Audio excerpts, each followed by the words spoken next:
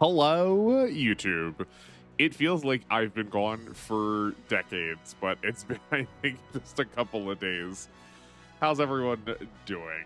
Welcome back to the Super Robot Wars archives. My name's still Austin. I might have fresh hair, but I'm still here. I hope you've all been enjoying your time in my absence. Sorry again about the alpha video. I think I've worked this problem out, but like I said, YouTube was not too happy about the fact that I was trying to log on from not my home computer. Whoops. But we're here, we're back. We missed Sunday, so it's just gone. We're still gonna keep the rest of the schedule.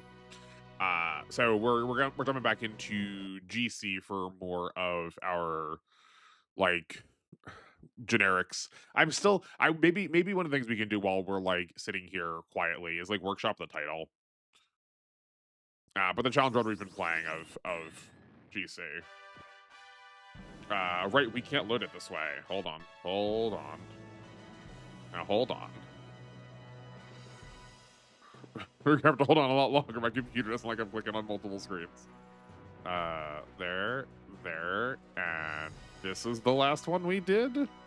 That is a week ago from right now. Okay, there we go. We need to load it from a save state to be able to keep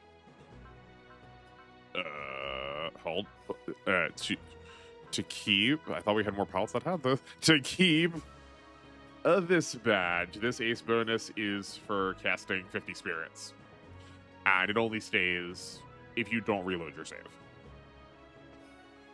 Okay, let me remind myself where I was, and then we will jump into things, which I think works out fine as like what we do before we're technically actually 4 o'clock live time. Just because I'm always like, it's a week between what we've last done, and there's a lot of these games rattling around in my head. Yeah, most of our pilots have shooting now. Sayla still doesn't. Okay, those guys don't matter. What do we have Sayla in?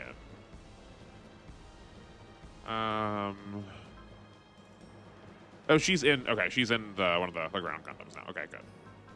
And I guess we're holding the rest of this to finish. Yeah, we can. So we hopefully will finish that. We will hopefully finish the Jaltanius after next mission. Yeah. Oh, right, because I started doing the repeat of 15, going, I don't know if this is worth it. Is this just the same mission? And then I was like, yeah, no. A lot of these repeats are different. Right, and so because of how we're playing, last scenario, we could have grabbed Aina as an additional pilot, who we would have been allowed to use, but I did not because it requires you to use Shiro, and in addition to not using any of the main character robots, I'm not using any of the main character pilots. If in the future we do one of these challenges again, I would like to hear what people's thoughts are on using like units we've otherwise disqualified just to give us access to more things to make our runs interesting. I think if we need to like get them 50 kills or something, I think that's still disqualified. But if it's just like all they have to do is talk to someone, like that could probably be fine. In this case, though, I don't think it's that big of a downside, only because as much as Aina is not the main character, I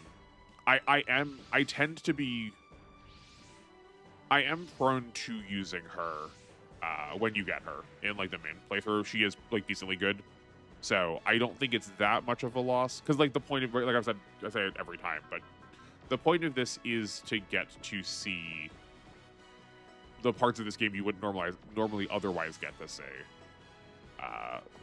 So we're not really losing that by like not using a character that would otherwise be around.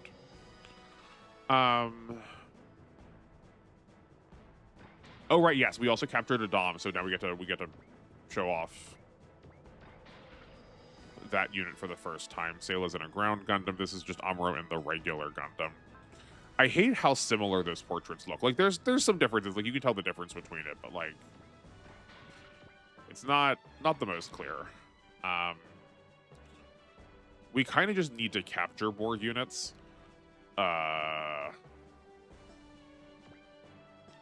Wait, actually, does anyone have scan on our team? Because, oh right, yeah, obviously light does. Let's go take we won't scan everybody. That's a waste of time. I want to see if the big rows are big enough that we don't need to scan them to be able to hit their parts. If so, I will gladly capture these things. These would be very good for us. Technically, in original canon, they are singular, but this game treats them as if they're generics, so I don't mind using them. Admittedly, I find myself playing with them in the regular game, but I think if we grab some big rows, and this is a big if still, but if we do grab them, we probably won't stay in them all the time. We can switch around a little bit. They are, I think we will need to use this, right? I don't mind tossing some of the Gundam pilots in the main games, and not really switching them out because they get supported by the rest of the team. But like the difference between B in air and S in space is like pretty significant. So maybe these will be like our default space units. But they are. I mean, you can still see it here too. They are large, so I'm hoping we must have some small character somewhere in here. Medium. I guess this is faster. Medium. No. I'm pretty sure if we have something that's small. Darn, we don't have any smalls. Okay, maybe we won't get to break their parts for free. I think you need to be 2 sizes different to be allowed to attack their parts without needing to use snipe. Okay, so if we only can grab 1 big row, that's still fine by me. These little shoals are like decently good defensive points, and there's not many of them. So we can try and suit up on those. Ideally, we can grab like this, or actually this formation is probably better because that's 1, 2, 3. Oh no, never mind. There's only 4 there too. So yeah, actually this grouping would probably be better. Yeah, something like that. Okay.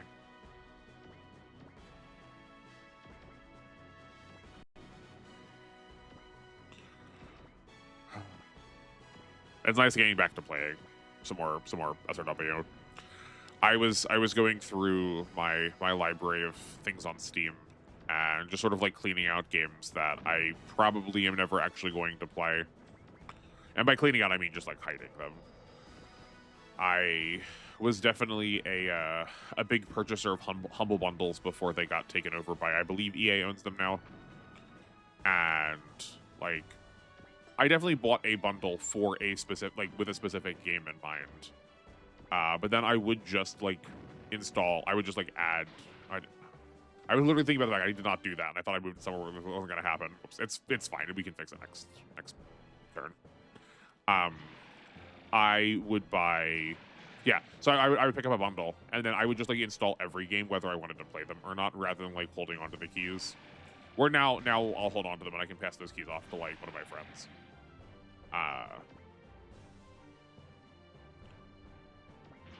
So there's just there's a lot of chaff that's sitting in there. Or I've played it and I'm like, well, I don't know. Maybe it's on me. Maybe I didn't quite get it. Maybe it didn't mesh with me, and I need to give it another chance. And no, I probably just didn't like it. It's not going to be better on a second try. Or if it will, then that will become revealed to me through time, and we can let it be that. But there's too many other things that I care about doing still, video games or otherwise. That to let those in there. Especially seeing as I can't I'm still seeing as I can't get quotes from theoretically a show that I describe myself as being an expert about. Or just that there's a lot of views.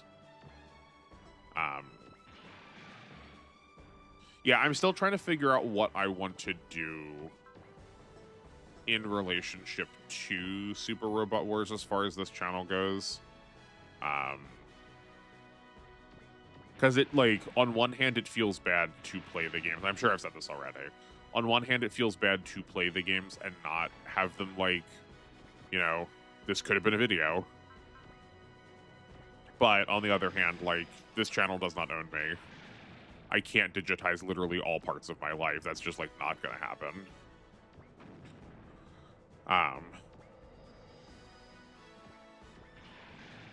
Yeah, I don't know. We'll figure it out. It's not an immediate concern. It's not like I have, like, a lack of stuff to do. Just, you know, thinking about the future. I do also think that I'm, like, at my best and most interesting. Actually, yeah, this is something I would, like, directly, like, feedback. I would appreciate feedback on. I think I am at my best and most interesting when I have played a game before and I'm able to comment on it. So far I've been liking how Alpha's been going. So, like, that kind of format also I think works really well. But that's also, like, just for, like, pre-recorded videos. So I'm able to take my time with them a little bit more.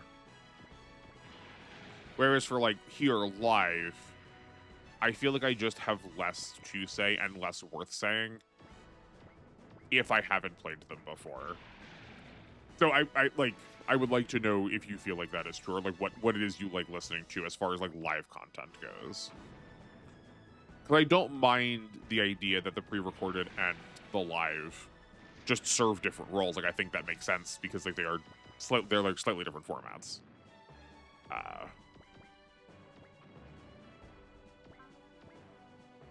Okay, here's a moment of truth. Oh, sick.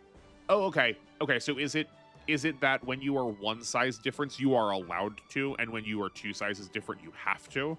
I think that might be the case. Okay, well then let's take a look at this. Not that one. Let's take a look at this big row. Two of his weapons are on body, and one of his weapons is on weapons. So I guess we'll take out weapons first. And then we'll take out controls. Because, like, his accuracy is already pretty poor.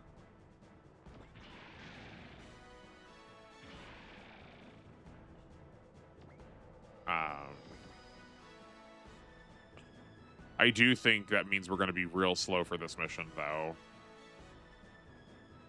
Because we could theoretically capture all of them. I don't know how many Gundam pilots we're actually going to need to use. But I also don't know how many times after this we're going to get the opportunity to be able to capture them. Not just, like, how many times they're deployed, but, like, the actual logistics of, you know, how difficult the mission is, and, like, whether we're going to be able to, like, take that time off to be able to like, whether we'll be able to take that time off to, like, snipe them down all those ways. So I think while at least this seems really slow and really easy right now, I have to imagine we're going to get more than this, or those big rows hit like a truck, and I'm just not prepared for it. I think we're going to start chunking them in pieces. Pass that over to the Dom. That's fine. We'll definitely need to heal him next turn, but that's okay. This one's stacking the white base, so we just block that. Because the white base is larger, so it's not allowed. Yeah, and if he keeps attacking the white base, that's fine. Like, it doesn't matter to me either way, because we'll be able to like, hit pieces in the meantime. Like on counterattacks too. I believe this one is piloted by a person, like they're all piloted by people, but I believe it's piloted by a named pilot, so we can't capture that one. So I guess we can only grab 3 of them. Yeah, this is it's Tokun.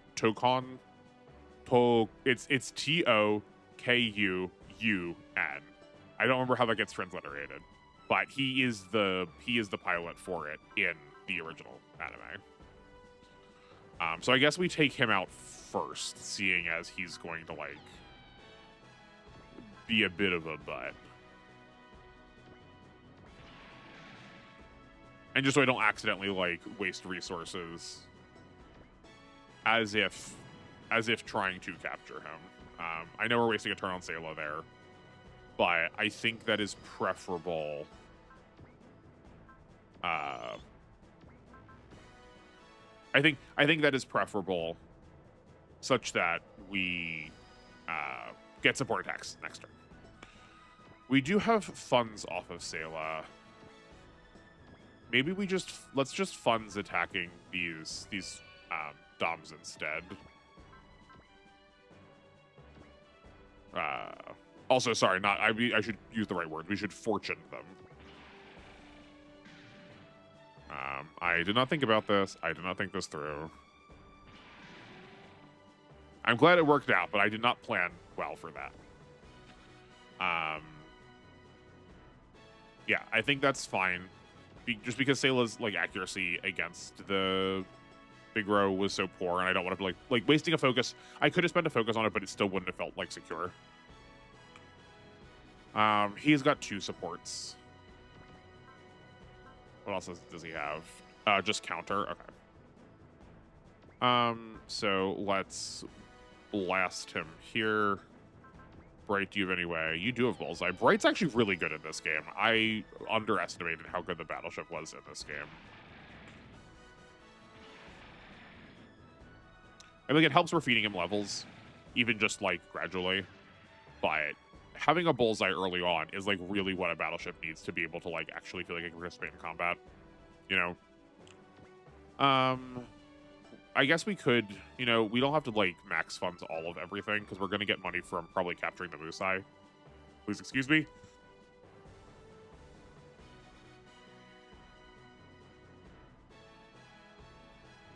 That was a potent sneeze. Okay. I think let's take out the Doms because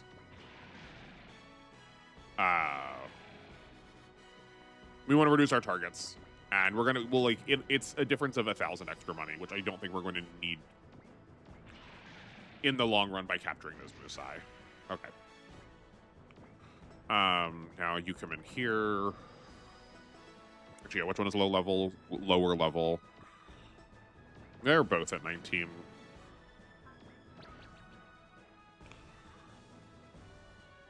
Okay. This one has been the one that we've already been hurting. You have support left, you have support left. Great. We attack here. 91's like close enough. This is going after weapons. This support is going after controls then.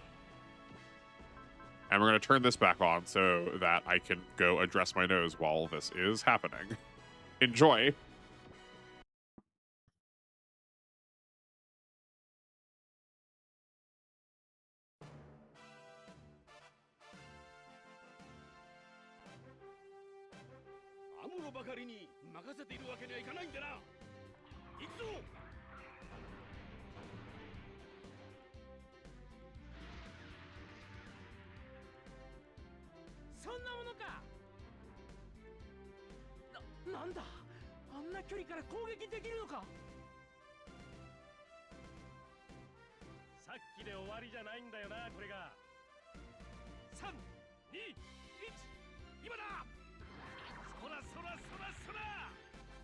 Ooh, I am back.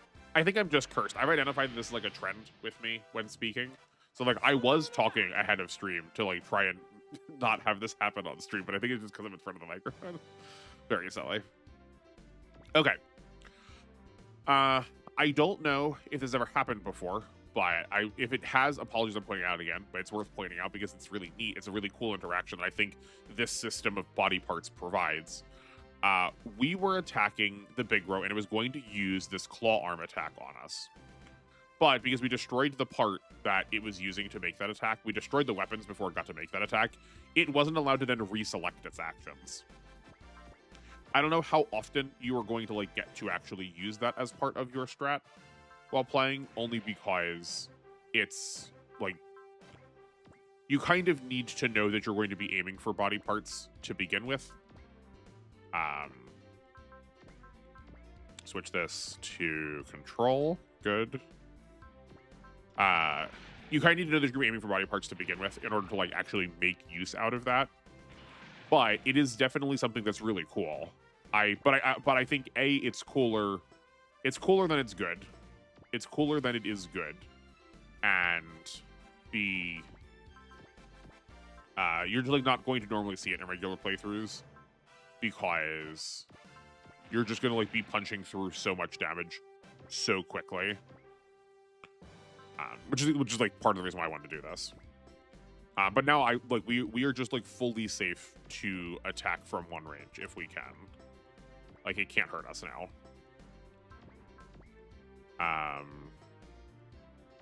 What is their max range? Is it 6? It is 6. Okay. Is this supposed? Oh, this is supposed to move on to 5.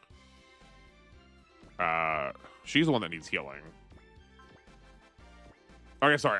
No, this isn't Celestel. This is Kai. Never mind. He's the one that needs healing. Oh, you know what? We're also down a unit. I should remember to do this. While we are in space, I need to remember to switch my Michelle. Actually, hold on. Let me finish this turn. I'm gonna go look up how to correctly pronounce this kid's name. The hover tank pilot. Switch them out of. This is like a little risky, but it's fine. Switch them out of the hover tank into something that can actually like move in space because we're just like down a unit to begin with. Oh, I forgot to switch that thing's attack over. That's fine.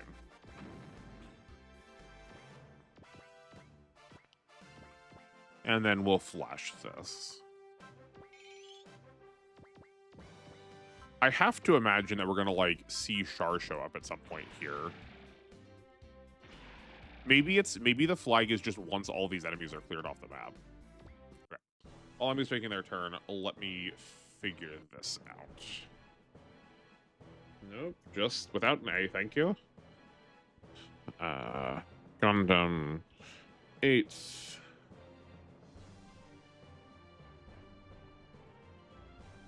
It's probably gonna be like Mikkel. But this is Mikeru. Yeah. Mikkel. Okay. The child that sounds like a piece of English American currency. This is being attacked. This is attacking the white base, so we just need to block this.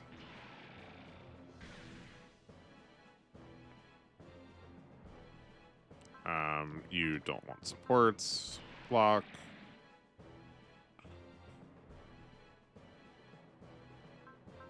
You don't want supports. Just block.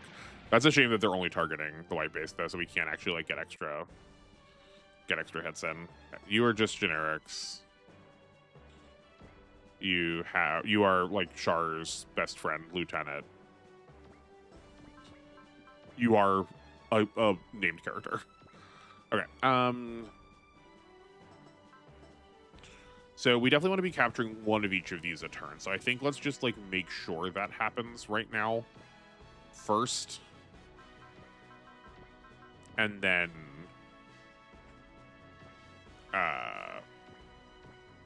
that should be fine. And then we can clean that up with like something else. So let's make sure this happens first, and then we can figure out where the rest of these attacks can go.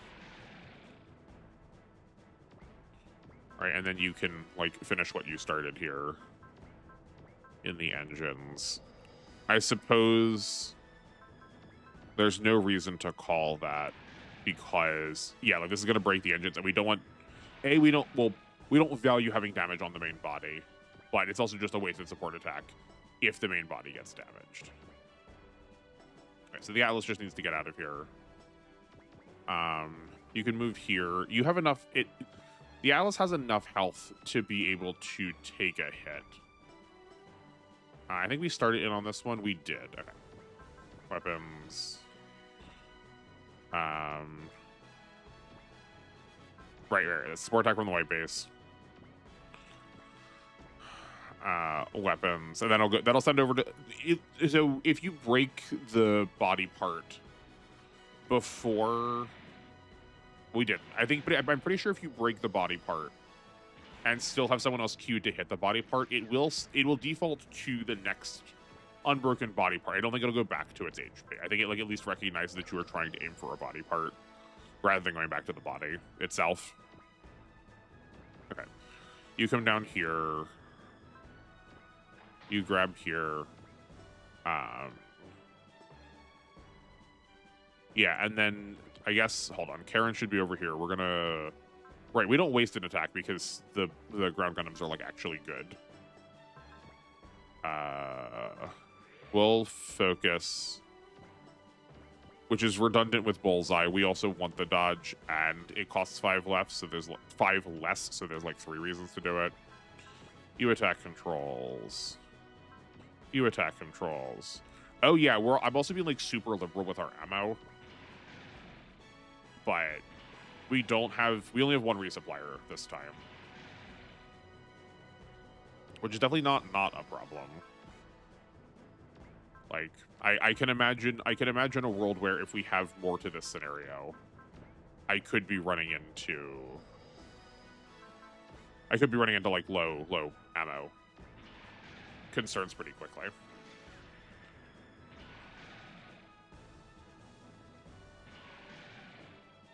Okay.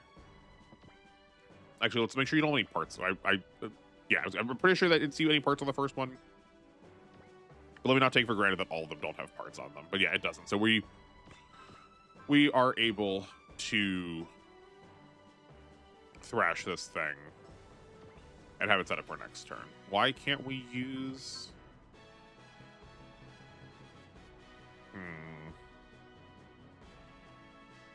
What am I missing here?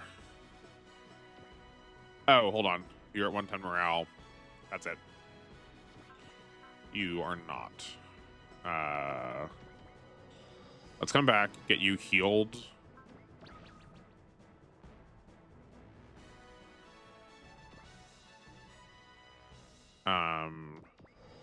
You can be close. That will still let us do the Alpha Beta Gamma attack, but now because we're adjacent, we can't get counterattacked. Right, because the only weapons that are remaining to it are 2 and 3 range.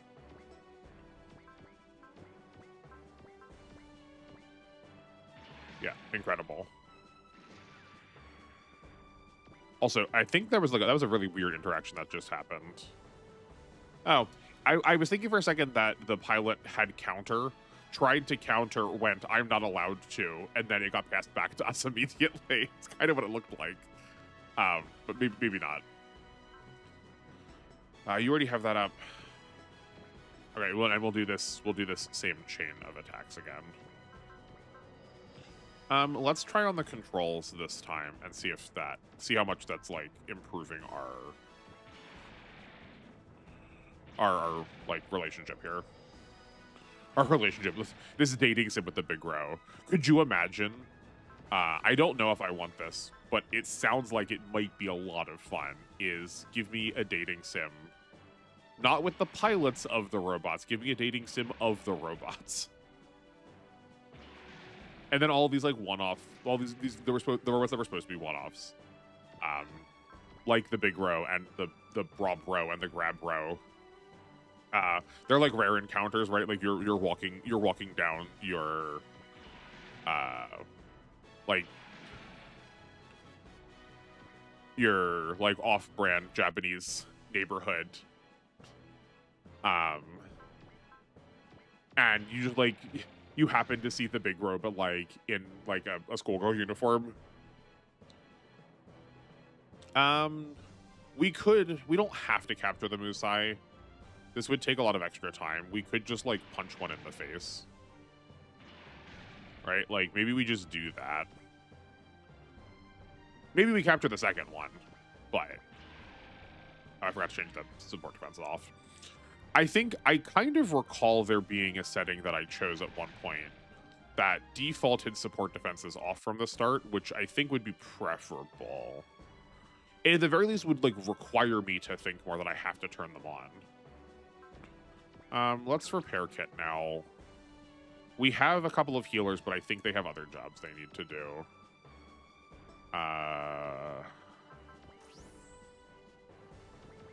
Let's have you come forward here. Man, this is gonna be such a big upgrade to the team. This also like might render the challenge kind of pointless. If that is the case, then we maybe can also just like audible out of this and go like, ooh, no, sorry, this was a mistake. You go to weapons.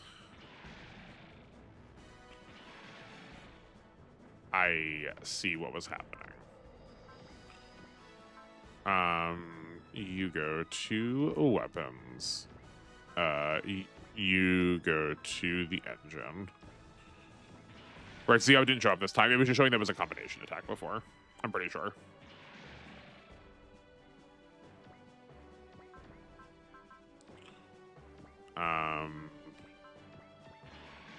That works fine.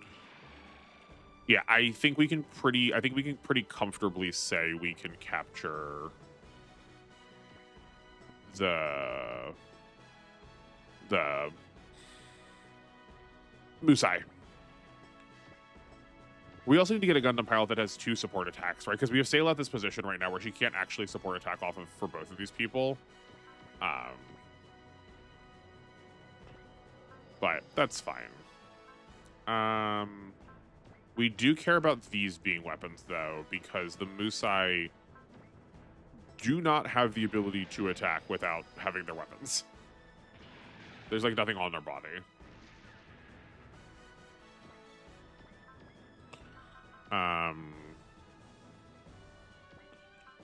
Then I guess we can attack engines here. We can give this to the Dom. Also, the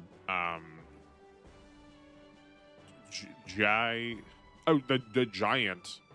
I was having trouble reading it before because I'm like, that's not like. I think it's bazooka, but it's the giant bazoo. They just like ran out of space to write the rest of it. But the Dom is putting in so much work already. Absolutely wild. Yeah, like that's unupgraded. I think the Dom is a pretty good candidate for some resources. It'll just probably take a minute for us to get access to that. We'll need to see how the Big Row performs first. Because I have a sneaky suspicion that the Big Row is probably also going to, use those weapons, use those resources really well. We just like, it's got spare parts, darn. That's fine. That's fine. We can chunk through another one of these pretty quickly.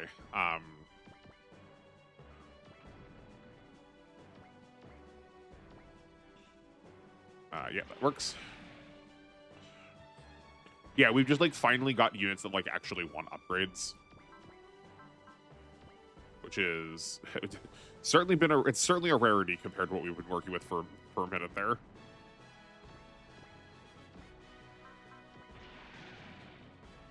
But they'll probably spare parts back their weapons just so they can like actually do something.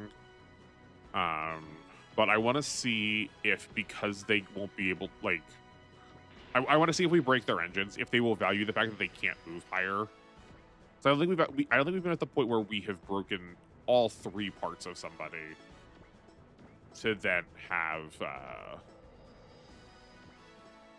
Oh, I guess we need to heal the healer. I don't think we've broken all 3 parts of somebody at once while they still had a spare parts left. We've seen pretty consistently that they pick weapons over controls, but I'm curious if they'll pick like movement first. I doubt it. I wouldn't. But that doesn't mean anything.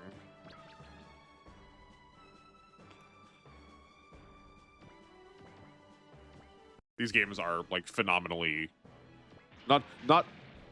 they are phenomenally easy, but like not just on the player input side, on the like game's inability to recognize like what value there are in turns. Come on. Okay, cool. At least that's good. That is sort of what I expected. Now we can punch you back because we can't capture you.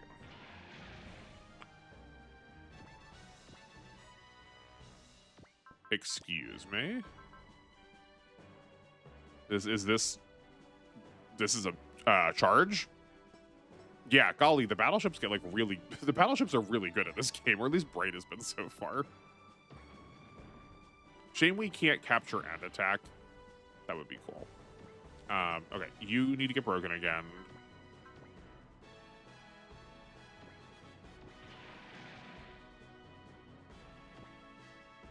You need to... Let's just have you resupply, like... Here. Oh, yeah, because it is, like, fully out of, like, its best ammo. And then you can resupply the Gundam next turn. Or Sayla specifically next turn. Yeah, take those weapons out.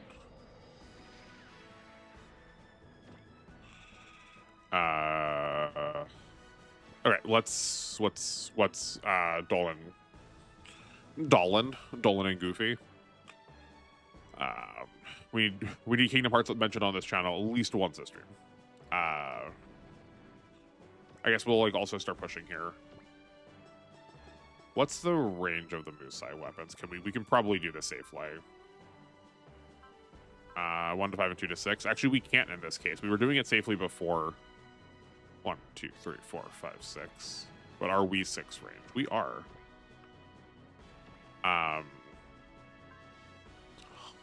Huh? Oh, it's like the white base. It's that, I gotta look at these closer. It's not just enough to say ranges here. It's that this can attack small and medium size. So it's only 1 to 5 if we're small and medium. We are safe outside of that.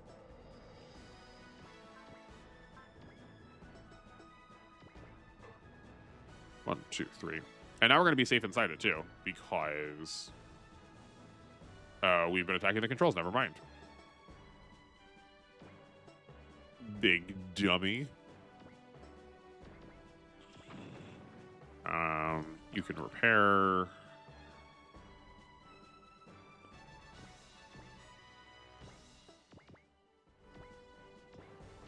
This is not close enough. I think we should still try and grab the support attack off of the G Flyer first. Why can't you do that? Do you not have one left? Oh, we already used Kai support attack. Never mind. Never you mind. Sayla needs healing too. I think we can heal Sayla, and then if the white base needs, like, the white base is injured, but that means we can just block this upcoming turn. So I guess let's get the punch in. So much for taking out its weapons. That's what I was saying. I feel like we've probably done it before already with other capturing other Musai, where we like knocked out its weapons such that it can't attack us back, but can't quite remember. I mean, like, I know we've like done that. Sorry, I mean like that it can't attack us back like within that turn. Within that turn.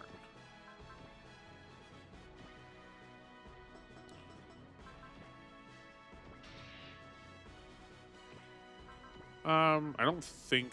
No, we'll save the EXP. I was gonna say we could like even on a chip would be maybe worth it. It's better than not using it at all. So maybe I would live to regret this. But I have to imagine there's got to be more scenario after this. There's got to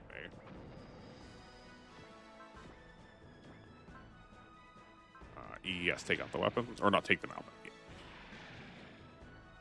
yeah. Ooh, yikes. That's a lot closer than I want it to be. It's fine. The white base is in range for everybody. So I'm sure that's what's going to get attacked. Was that Xaxes? I think that was not Xaxes. That was... We were 6 shy. Whoops. That's fine.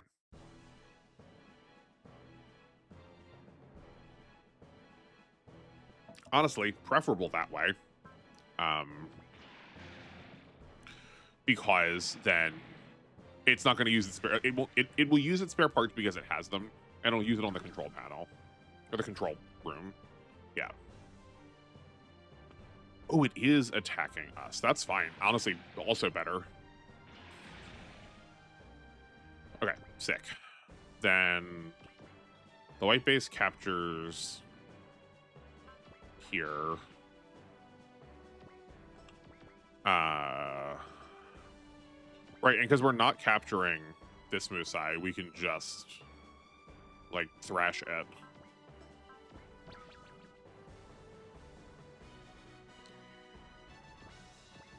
So that means someone will get to use their double fortune. Or their double money with fortune. I cannot speak. It's been a while since I've been on camera. And, like, it's, yeah, I kind of figured it was going to feel a little bit different than just, like, talking normally or even, like, talking in front of a classroom. And it definitely, it certainly is.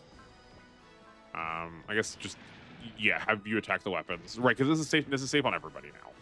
Yeah. We also could have moved the gunpa in a way to give us the alphabet again a couple of times, but I think it'll be okay.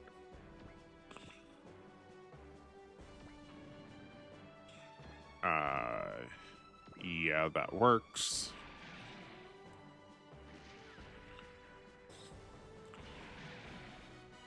But the skill really slips when you don't do it for a couple of days. I was off for what, Friday, Saturday, Sunday, Monday? Yeah, 4 days, and I already feel like I am a newborn child trying to, like, scream my truth into the world.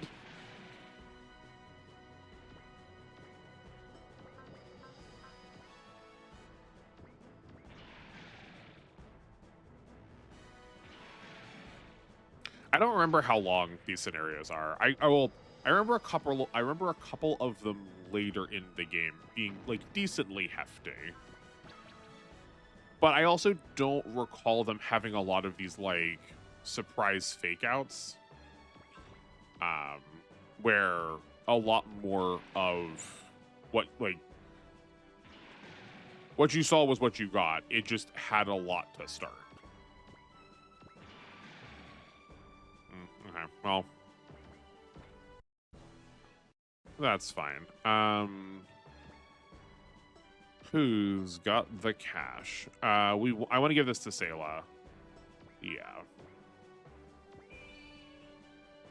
If we can manage it. That is 100% accuracy. Okay.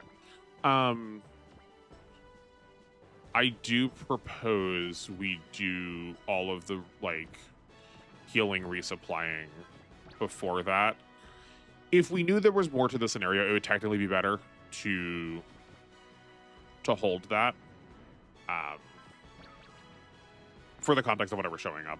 But barring that, we're not. Have Slager come up here.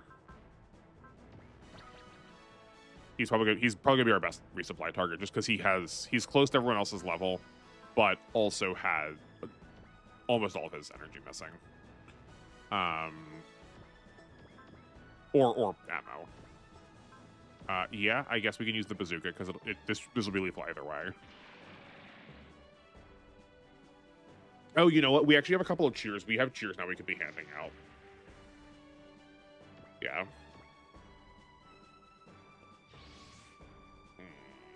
Kind of figured something else was going to show up, but let's see if this is cutscene show up or, like, actual show up. That feels like actual show up. Okay. That's fine then. Yeah. Great. What are we working with? More of this. We can capture some more big roads. We have Mayo again in his group. He's got a chop armor and a repair kit this time. Cartridge, propellant tank. Cartridge, yeah, so they're still chumps. We have Lala in the Elmeth. I think I don't actually remember what I wrote down. You know, hold on, while we're sitting here, let me go back and look at what I wrote. I promised I was going to keep consistent with that, so I will just look at what I wrote before.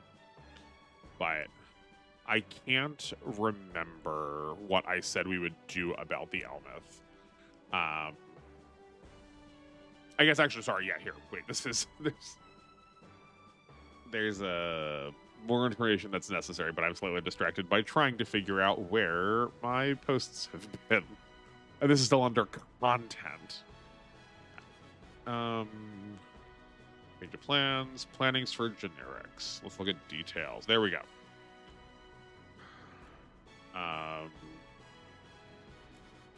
Qualified pilots, battleships. Man, I really did write a lot of names.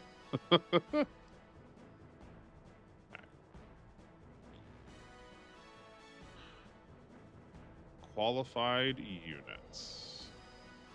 Oh, you know what? I probably put this in the outliers. Yes. Okay. So here's the deal. The Elmeth functions like the Big Row and the Broad Bro and all of those. I guess the Big Bro is the only one we've seen so far, so I should just use that. In its original show, Mobile Suit Gundam 0079, it is singular in its existence. It is theoretically a test unit that was like potentially going to be mass produced. It's for the new types. If you're familiar with OG Saga, as I just learned from my recent alpha video, if you're familiar with the way psychics work in this series and aren't familiar with Gundam, it's like that. The game is going to treat the Elmeth like it is a generic unit. Later on, we are going to get access to multiple of them. So I don't know how I feel about using it. I'm more comfortable using the Big Row because this is just like fine. Whereas the Elmeth is like right properly good. We obviously can't capture this one because it's piloted by a main character. But I don't know when we get access to it. We do get Lala as a pilot in this game, and I feel pretty confident saying she comes with an Elmeth, but we can burn that bridge when we get to it. And then we have these two goofballs. They are the big yawn. They are the Mask and Femme basically rivals. That are original to this series. We will get them eventually, but very, very, very far into the future. And then we have Shar and the Zanzibar. That's funny they have Shar and the Zanzibar. I don't know if that's like... It is like technically his ship, but I don't know if that ever like actually transpires that way. Yep. Okay.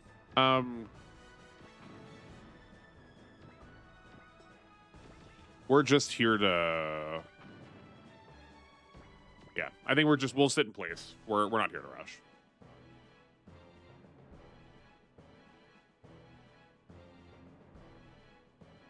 Oh, right. Actually, hold on. I didn't say this last time. I might as well, like, keep consistent with it. I was going to keep open the,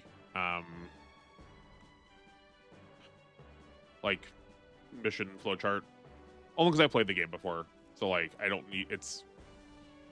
I played the game before, I don't remember very much, but if there's, like, fun stuff we can do that we wouldn't get to play in a normal playthrough, I do want to grab that. But let's see... Let's see if we get a word about the Elmeth. We will get that in Chapter 28. Scenario 28 and then Scenario 40. So we have a minute. We are only on Scenario 16 right now. So, yeah, no, there's plenty of time for us to, like, make a call. But there's also plenty of time for it to, like, kind of get power crept a little bit more.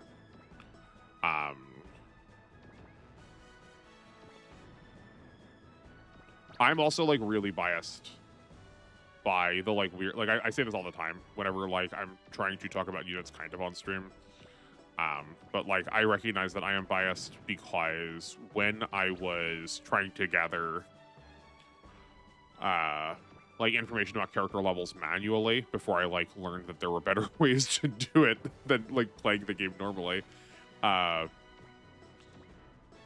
would toss all of the pilots into the Big Row just because it was really safe. So, like, I didn't have to, like, think through a strategy. I could just, like, put them on a piece of terrain while in space, put them on a piece of terrain, and then just, like, level them up to 99. There's a mission, there's a, like, side mission that we'll get to later that has, like, 8 waves of like 30 respawning enemies or something like that. You can get a massive amount of kills there. And I just kept running that one back over and over and over again, leveling people up to like check their levels. And just like putting the Gundam pilots in the big row was like one of the safest things you could do, so I didn't have to think, and I could just pay attention to like writing down numbers. But the level up screen in this game is also really goofed up. If it didn't leave so fast, I could like talk about it and point it out more, but it also just like leaves really quickly. But suffice to say, when it shows you are gaining stats on the level up screen, you are not. Those are not the stats that you are gaining. If you like go and look at the actual, oh, never mind, it was right there. Hold on. I wasn't prepared for it, and I clicked through it too quickly. Who else can we heal? We can heal the Barrelos, Borrelios, Buadadios. Yeah. Actually, hold on here. Let's look and see. This will be like when I want to point it out. This will be the time where it doesn't work this way.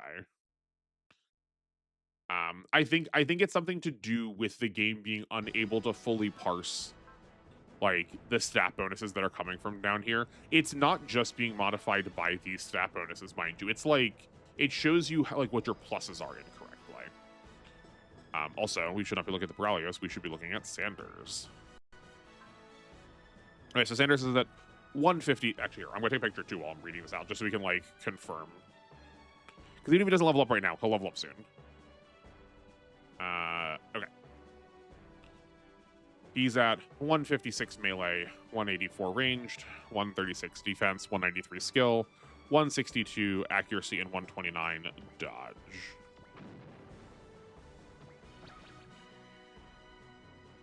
We just need to use the Borrelios for the healing. Okay, not enough. Those numbers will stay true for next turn still, so we can deal with that then, or we can look at it then. But the numbers it shows you are regularly incorrect,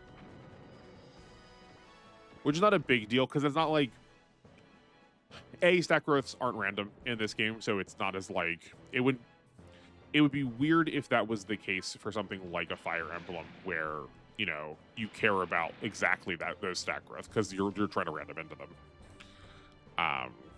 And all stat growths are so minor. It's just that, like, compared to a lot of tactics games, you're going to have a lot of those upgrades over the course of the game. Whereas, like, in Fire Emblem, a character's usability for a stat might be the difference of like 3 or 4 points in their bases, and like a growth of like growth getting 5 stat points there might be enough to like qualify them as usable. Here we're going from like 182 to like 320 if you're allowed to like progress long enough. There's a lot more incremental steps.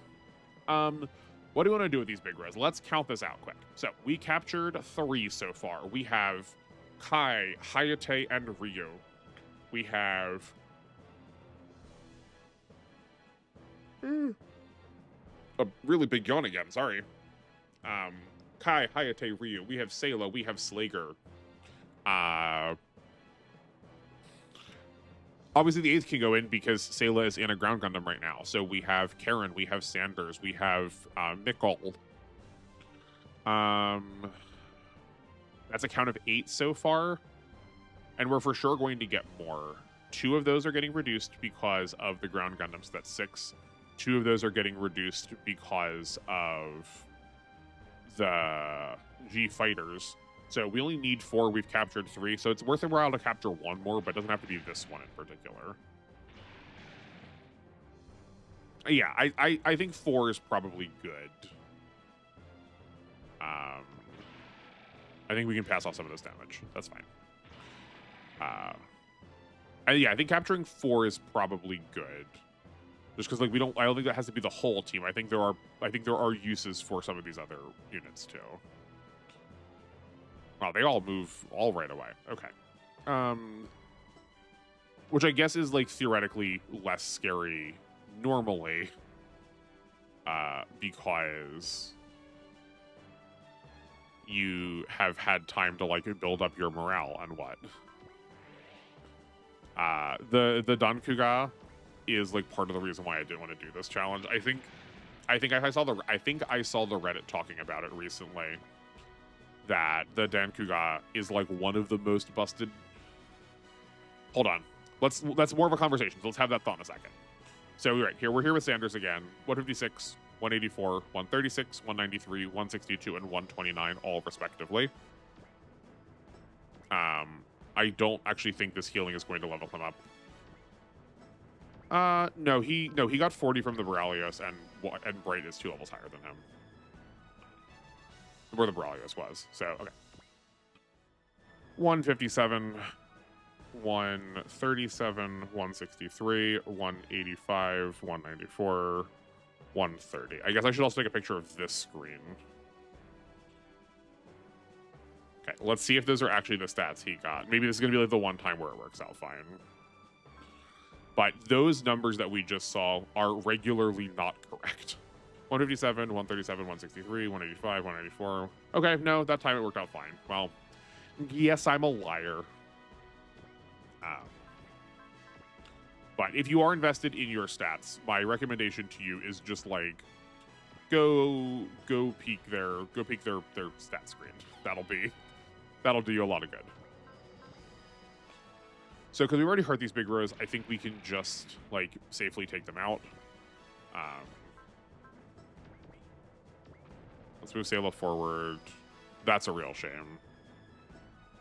The one thing I will say, I don't know if this is like too much modern where it's like everything needs to be recorded for you correctly. You can't remember anything. I would like if the game kept track of your skill aces. Like, tell me how many like range shots I need to take. How many more ranged attacks do I need to make?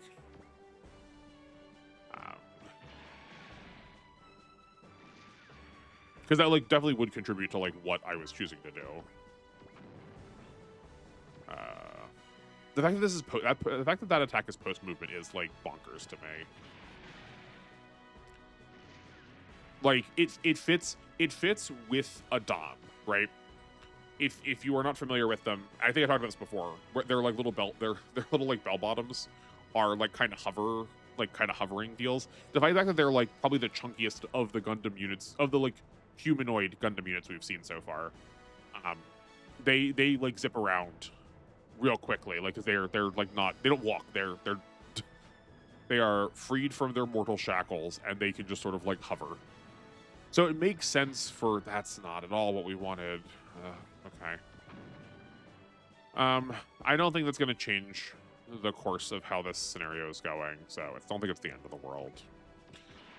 But I suspect it's probably going to get attacked. That's the only reason why I'm like now, my emotions pivoted just so hard there. Okay, and then we're going to heal tap.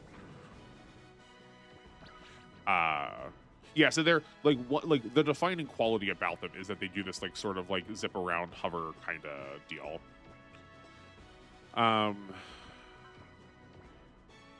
So it makes sense that they're like that they have a far range post movement attack. I think in a world where you expected most of your ranged attacks to be like rooted to the ground, they might still be the exception to that rule. Because that's like sort of the reason why they were made and like added to the Xeon arsenal. But like mechanically in the context of the rest of the game, it still feels like too good. Just block here. I did not parse that one. I forgot that one had a jammer. The one that has the like the Code Geass eye.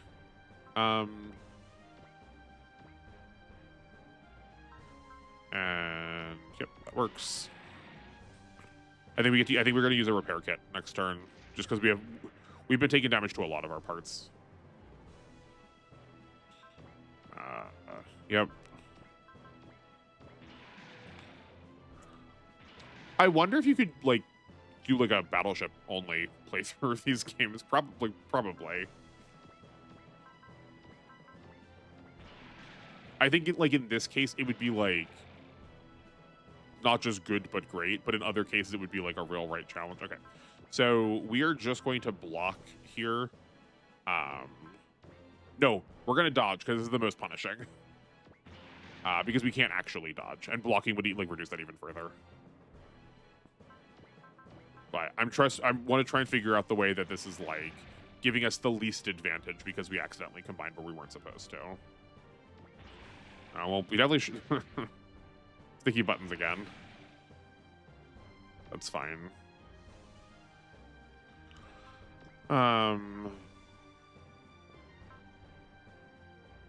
This is a Rick Dom, so we can just make that attack. Oh, actually, that's a Rick Dom. We should look into this. Oh, we need to switch that to not doing the defenses. We should look at this in a second because they are actually that is technically different than a Dom. And the sprite is different too, right? The Dom's head is looking to the left. The Rick Dom's head is looking forward. I wonder if it's just good. It might just be like terrain differences.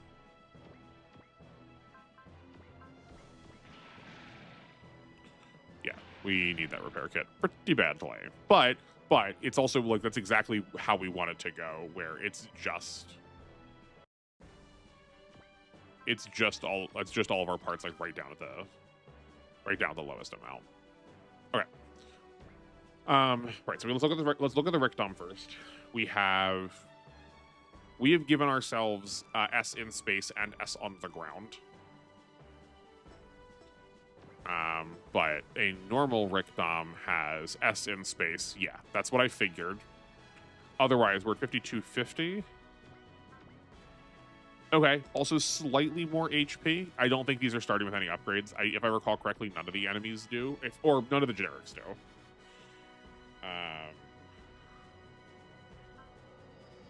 24 and 26.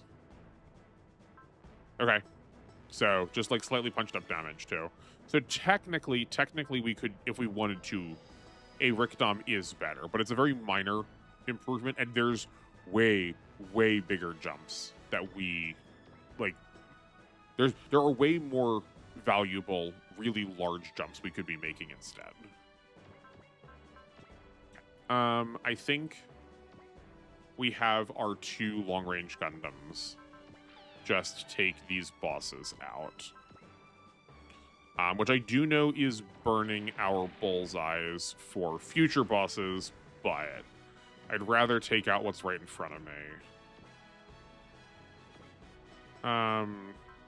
Also, I thought we had damaged... Right, because I identified that this one has a jammer that I forgot to account for.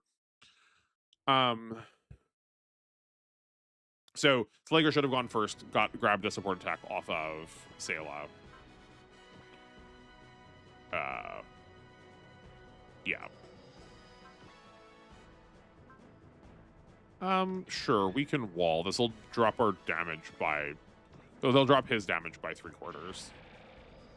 Oh, that's miserable. Okay.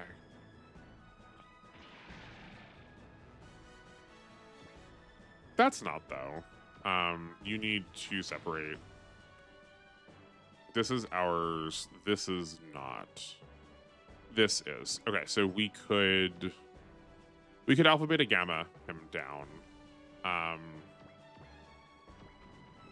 And just, like, move this Zaku out of here. Yeah, that seems fine. Oh, you already have a persist on. Even better. You attack here. You... I think the 100mm is just as fine to guarantee the hit instead. Yeah.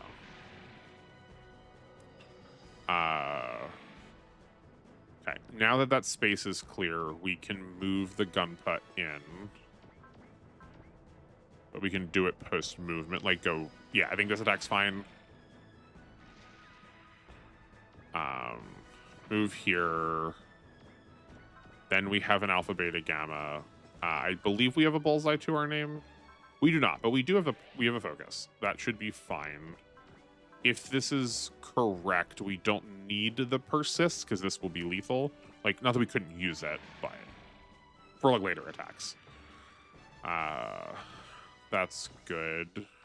We have cheers we should be using for boss kills. Gotta remember that. We could just like off the Dom. What's our big row situation look like? We have one that's nearly dead. Okay, let's figure out how the other ones are dying first. Most of them are looking pretty rough.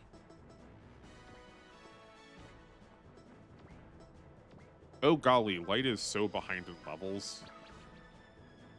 Because the Dragonar units have been pretty garbage so far. But we will get better ones eventually. Okay, so let's pop you in the middle here. Oh. Why? Oh, you're out of your post-movement ammo. That's a real shame. Okay. Okay, that's real bad.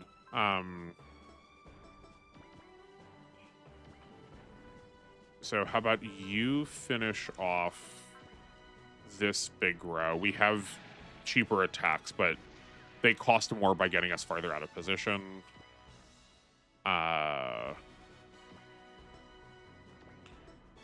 These two are dead whenever we want them. This one is not, though.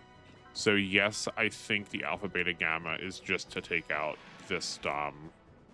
Because we won't be able to clear out the big rows both either, and our difference in damage is not so dramatic that I wouldn't just prefer to, like, still knock out more pieces right now.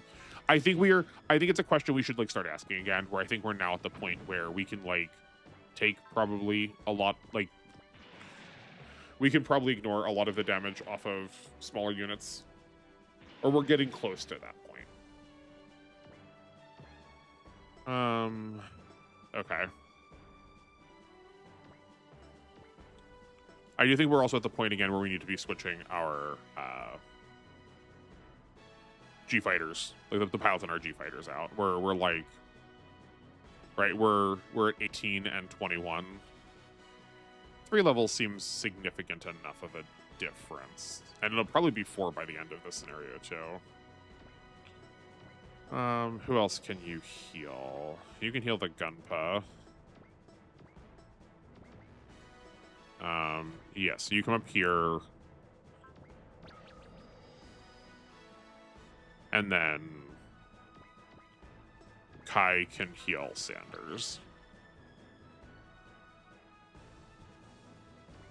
That is also how I, like, not cheated on, but like how I definitely got a lot of really cheap levels, is just I map attacked my own team on top of all of my healers, and then just like let all of the healing units like heal each other, and then their levels would like keep spinning up because they kept like being on pace with each other's levels, you know.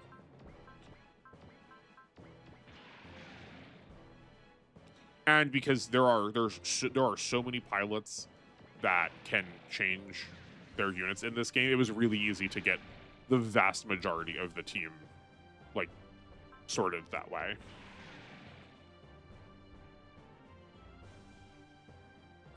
Yeah, I'm fine with this. Just don't make us waste another turn on it.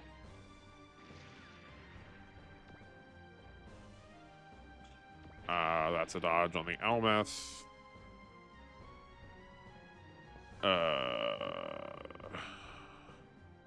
Yeah, we can pass it over to the white base. That seems fine. And then we try and dodge because we're already using our support defense.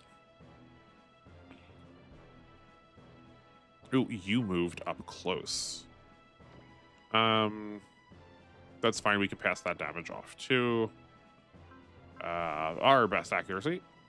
You know what? Hold on. Let's look at the animations for this one, just so we can see what the original units look like, rendered in their original style. Because I don't hate this art style.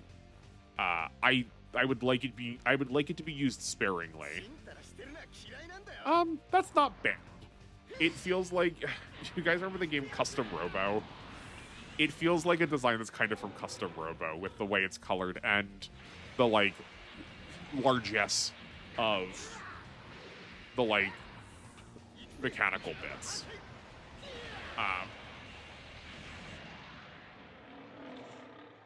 But like Brelios does not look that good here.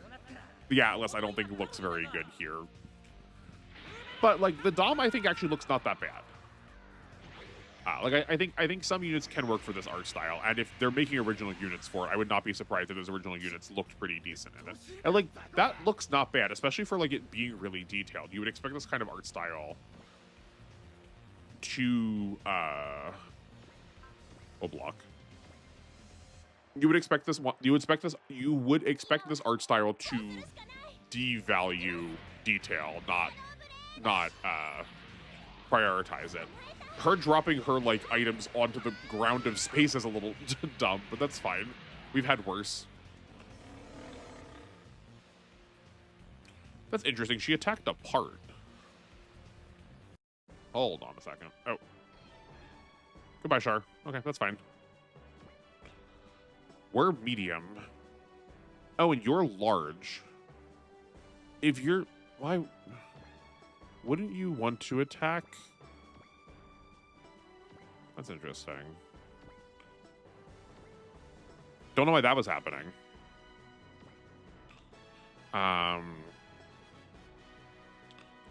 Okay. How are we going to do this? The Borrelios like needs, well, it doesn't need healing. It's not at like critical HP, but it's getting low.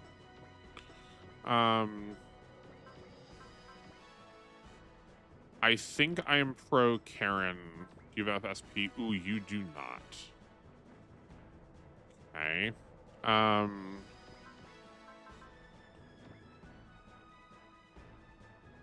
I think we attack like here and just like risk this attack.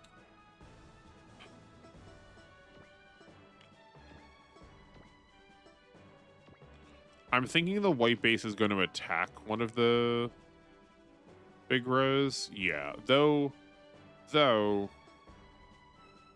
we can have the white base attack like here. It does have a bullseye. Maybe that's the play. Yeah, okay. I think we just ignore one big row and just like let that be a project for once the rest of the mission is no longer a big deal. We need to get these two bosses out of here because they're going to be the biggest problem. This is... Sorry, a yawn again. Hybrid armor and repair kit. Okay. We're not attacking her at all, though. If we break her arms, so that sounds awful. She won't be able to attack. Oh boy, we're like deeply behind. Why is my life so far behind? Okay, that's fine. Maybe I dropped some frames somewhere in there. 2 levels of potential, counter, and she has sniping, so the game is like, well, you have it. It must be meaningful for you to use it. Okay. I think let's have like Slager start. We can also turn off animations now.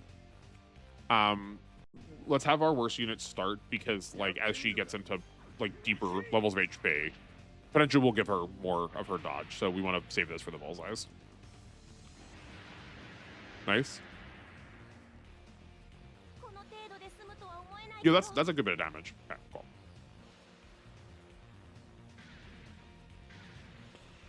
That's also a good bit of damage. Darn, I was really hoping we could get enough accuracy with the support attack to like make that work. I think we like still try it. Still turn it off.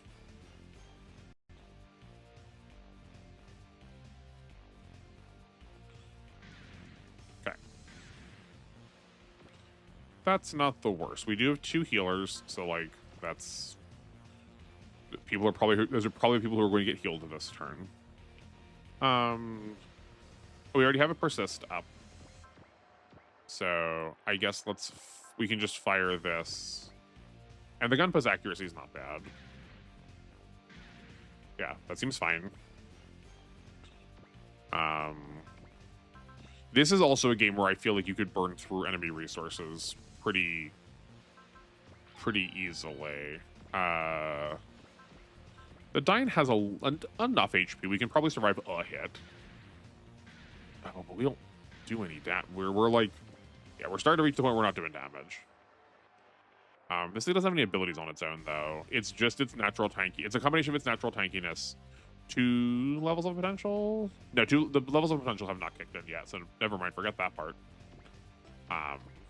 And just like how miserable their like any of their stats are. I'm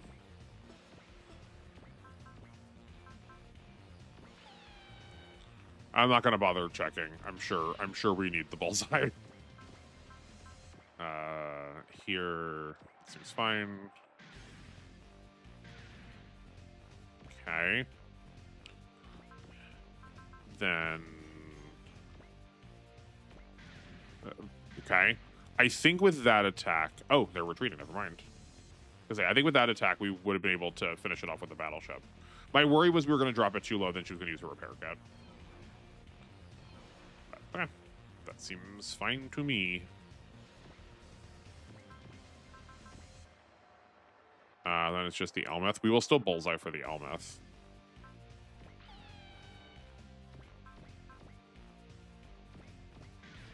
Yeah. And then she's probably dead next turn. Okay. The Gunpa's in a position... No, the Gunpa could... we could resupply Ryu this turn. And then post-movement... here. Then the Alice can move 1 space adjacent, Alpha, Beta, Gamma, and then Borrelios can stay right where it is and still get the Alpha, Beta, Gamma. Yeah, that seems fine. And having the Atlas, like, farthest out of position is... Or, like, furthest into enemy lines. Why can't we now? Energy? Oh, we don't have energy for it. That's fine. I mean, still one of them was still worth it, I think.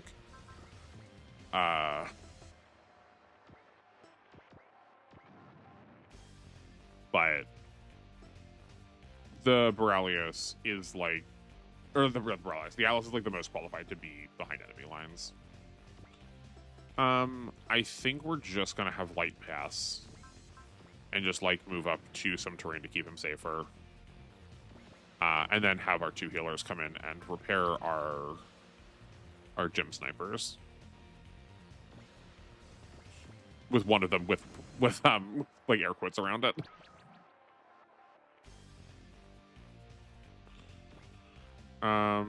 Then I guess we'll flash with Borrelios again. Oh, that's not what I pressed. Okay, hopefully they just won't attack it.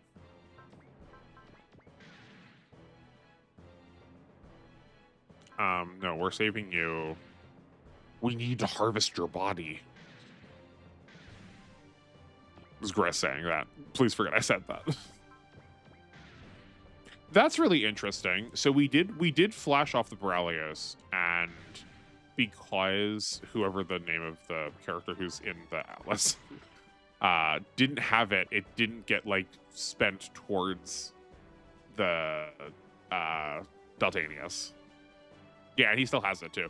So you could theoretically store some spirits in there. That's cool.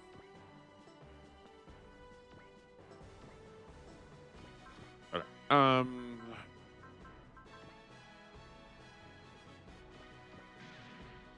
That's probably a little bit of a waste, but that's fine. Are we on this front? Not quite enough range. Let's get next to the battleship to give us some more leadership. I guess we do start working on, but not with the Gunpa. We could capture the Bigra this turn.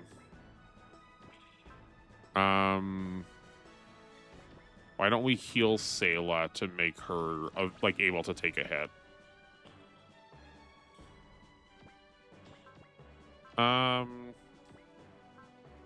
Do we want to do this now?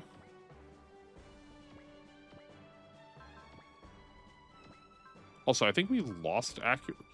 That's really interesting. We have different accuracy depending on what part of like body we're attacking. The engines and the control and the... Oh, no, the control and engines are 10 apart. Control is the least easy at 63, then 5 more on weapons, then 5 more again on engines. and then 5 more again on the body. So it's body, engines, weapons, and control in terms of difficulty to hit. That's neat.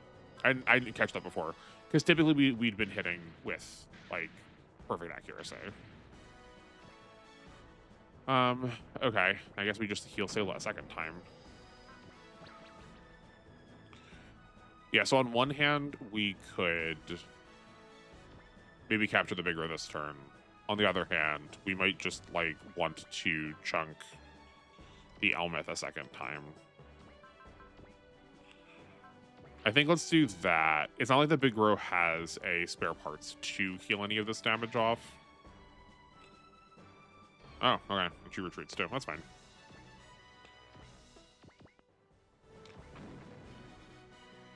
But yeah, like this, like that is a perfect example of why I think these, like, I think streams could be more interesting if I already, like, was going into a game that I knew, or, like, came in with notes prepared. So that we could, like, try to figure out how to play around, like, killing Lala, rather than just going, like, I don't know, we'll just, I don't know, just hit her. Oh, that's, okay.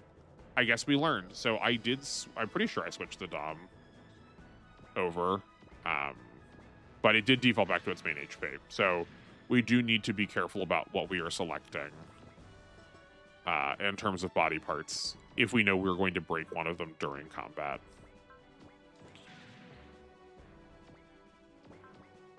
And now, I was gonna say, now I have something to do that's safe, but no, he doesn't. He can't hit there.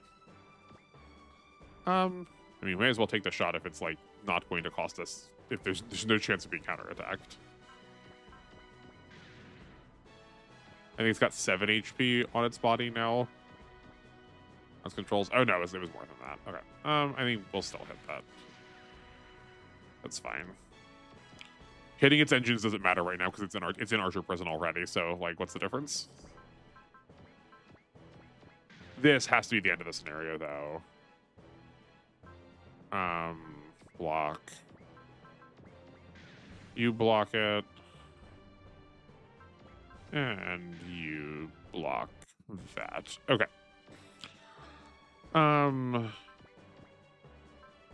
This is the engine. The Borrelios attacks the engine. I'm just saying it out loud so I don't mess it up. That's still 2 to 7.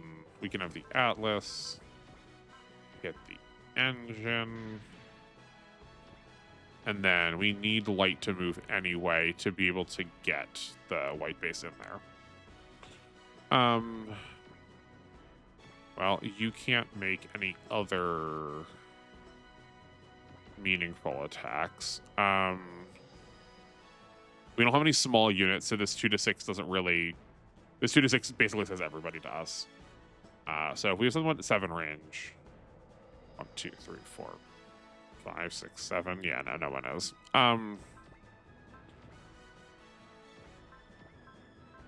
We'll attack the engine. No support attacks necessary. Consider yourself captured. All right. Now we just have these two to deal with. You've got a cartridge, so no worry about healing. You have no abilities. That's just, they've just put the UAC and Jammer, which I think roughly do the same thing anyway.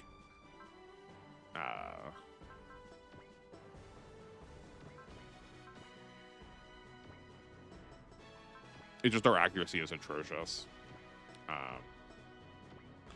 Yeah, so probably what's going to happen is we're just going to, like, take a pot shot with...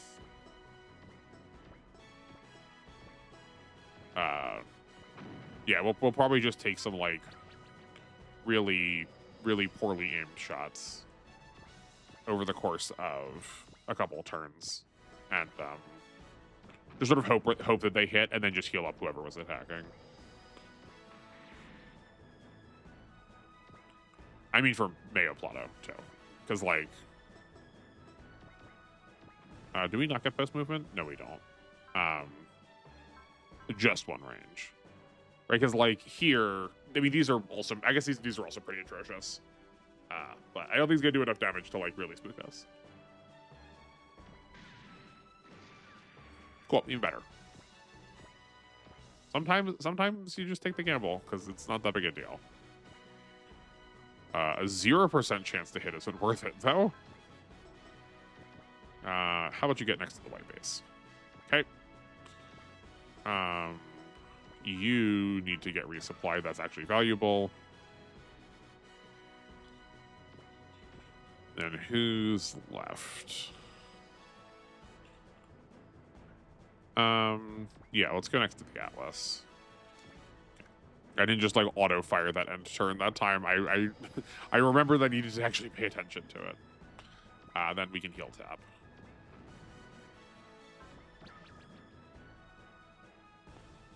Okay. Sick.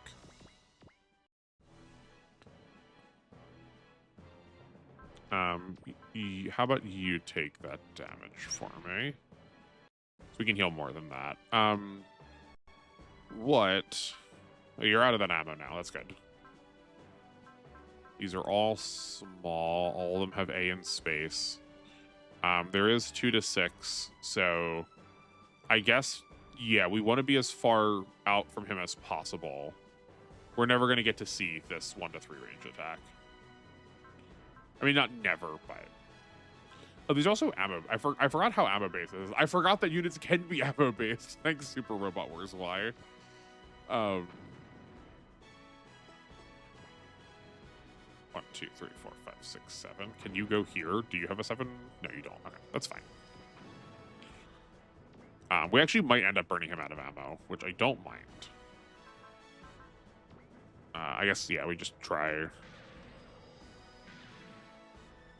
Or not. That works too. Right, this is what I was saying, right? We can just heal Karen now because she got hit.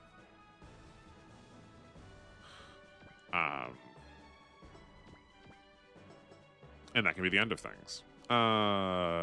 You resupply here. Then we are going to move next to Slager for next turn. Everybody is like pretty poorly hurt.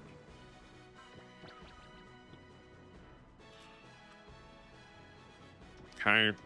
Does anyone have any accuracies? Someone's got some accuracy skills left, right?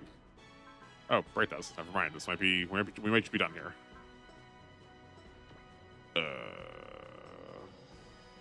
Oh, I fired too fast. I was like, oh yeah, obviously we have these like really long ranged attacks, but still they're not. They're only large and extra large. Does any other game do that where you're not allowed to attack based on size?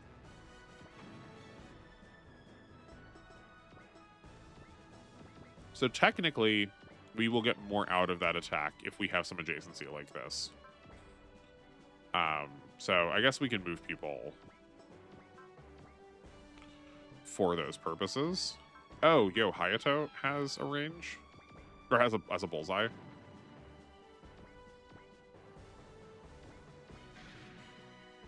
Oh, that's nearly lethal. Okay.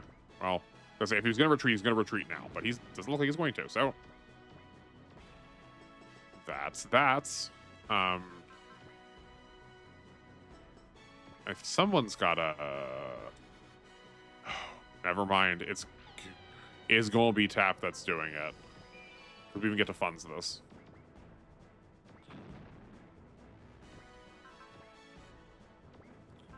Just excellent. Okay. Is there anything left we need to do? Oh, yes. I keep forgetting to do this. Light already has his. Does Tap have his? We need to, like, farm. We're going to, like, grind SP quick. Yeah, he does not have his yet. Oh, but right, we just used all of his. So we used all of his SP, so that's not going to matter. This would be a great time if I had a live audience. That's a shame. To like do some questions while we run through some of these things.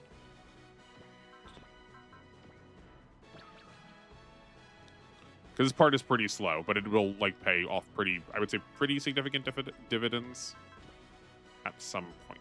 I guess I also could just like look at them and go, I know what the price of these things is supposed to be.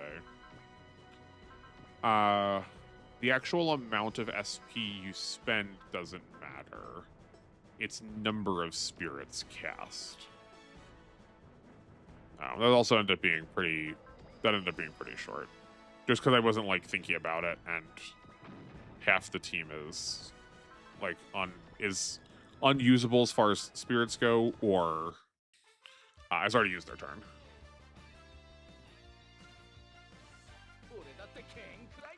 I also got to remember to like do one of these to start to like get some more groovy music on the battlefield. This is a cannon kill. Well, I mean, maybe not. I don't know. I've not seen the show, but just it's internal to the world of it. Nice.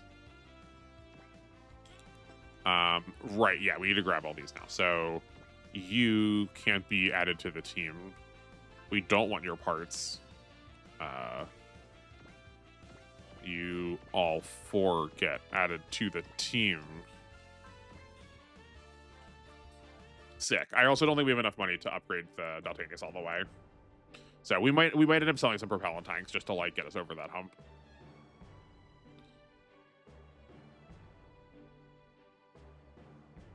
The cube. Do they have feelings about the Kingdom Hearts 3 San Francisco discourse?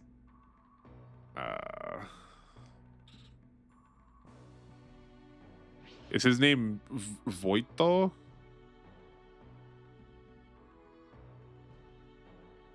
Maybe. Also, as I'm looking at it, that is the letter U. I think I called something else earlier U, and it is not. It's a WA.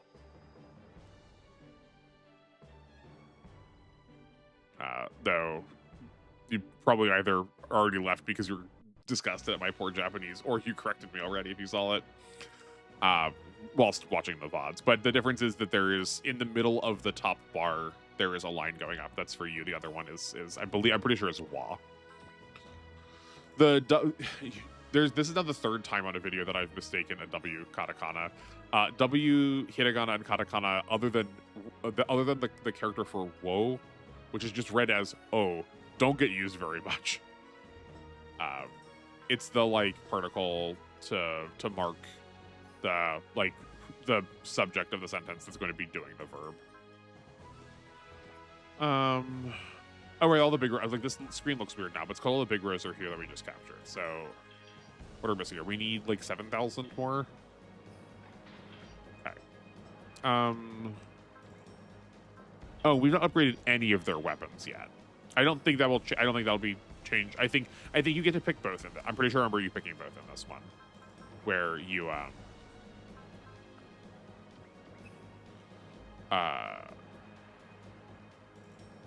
There are parts upgrades, and there are, or not part, there's, good golly.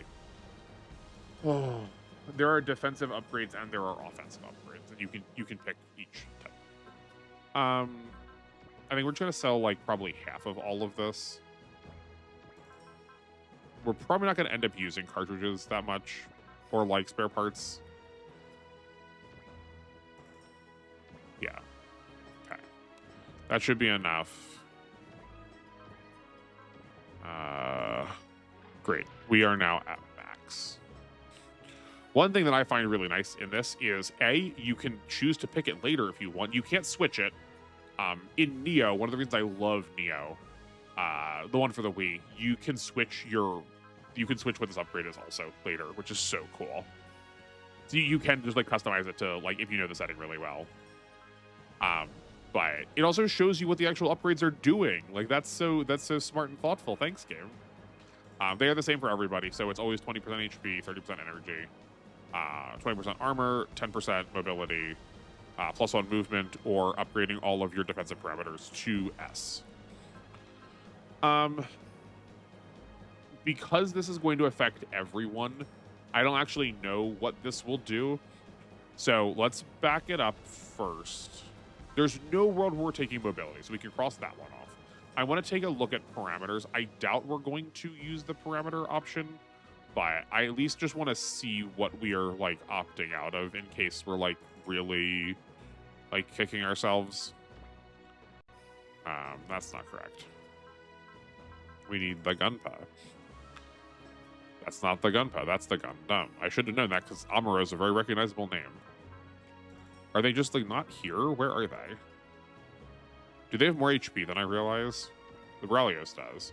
Okay, we've got an S on the ground, B in the water, A in space. I think that's fine.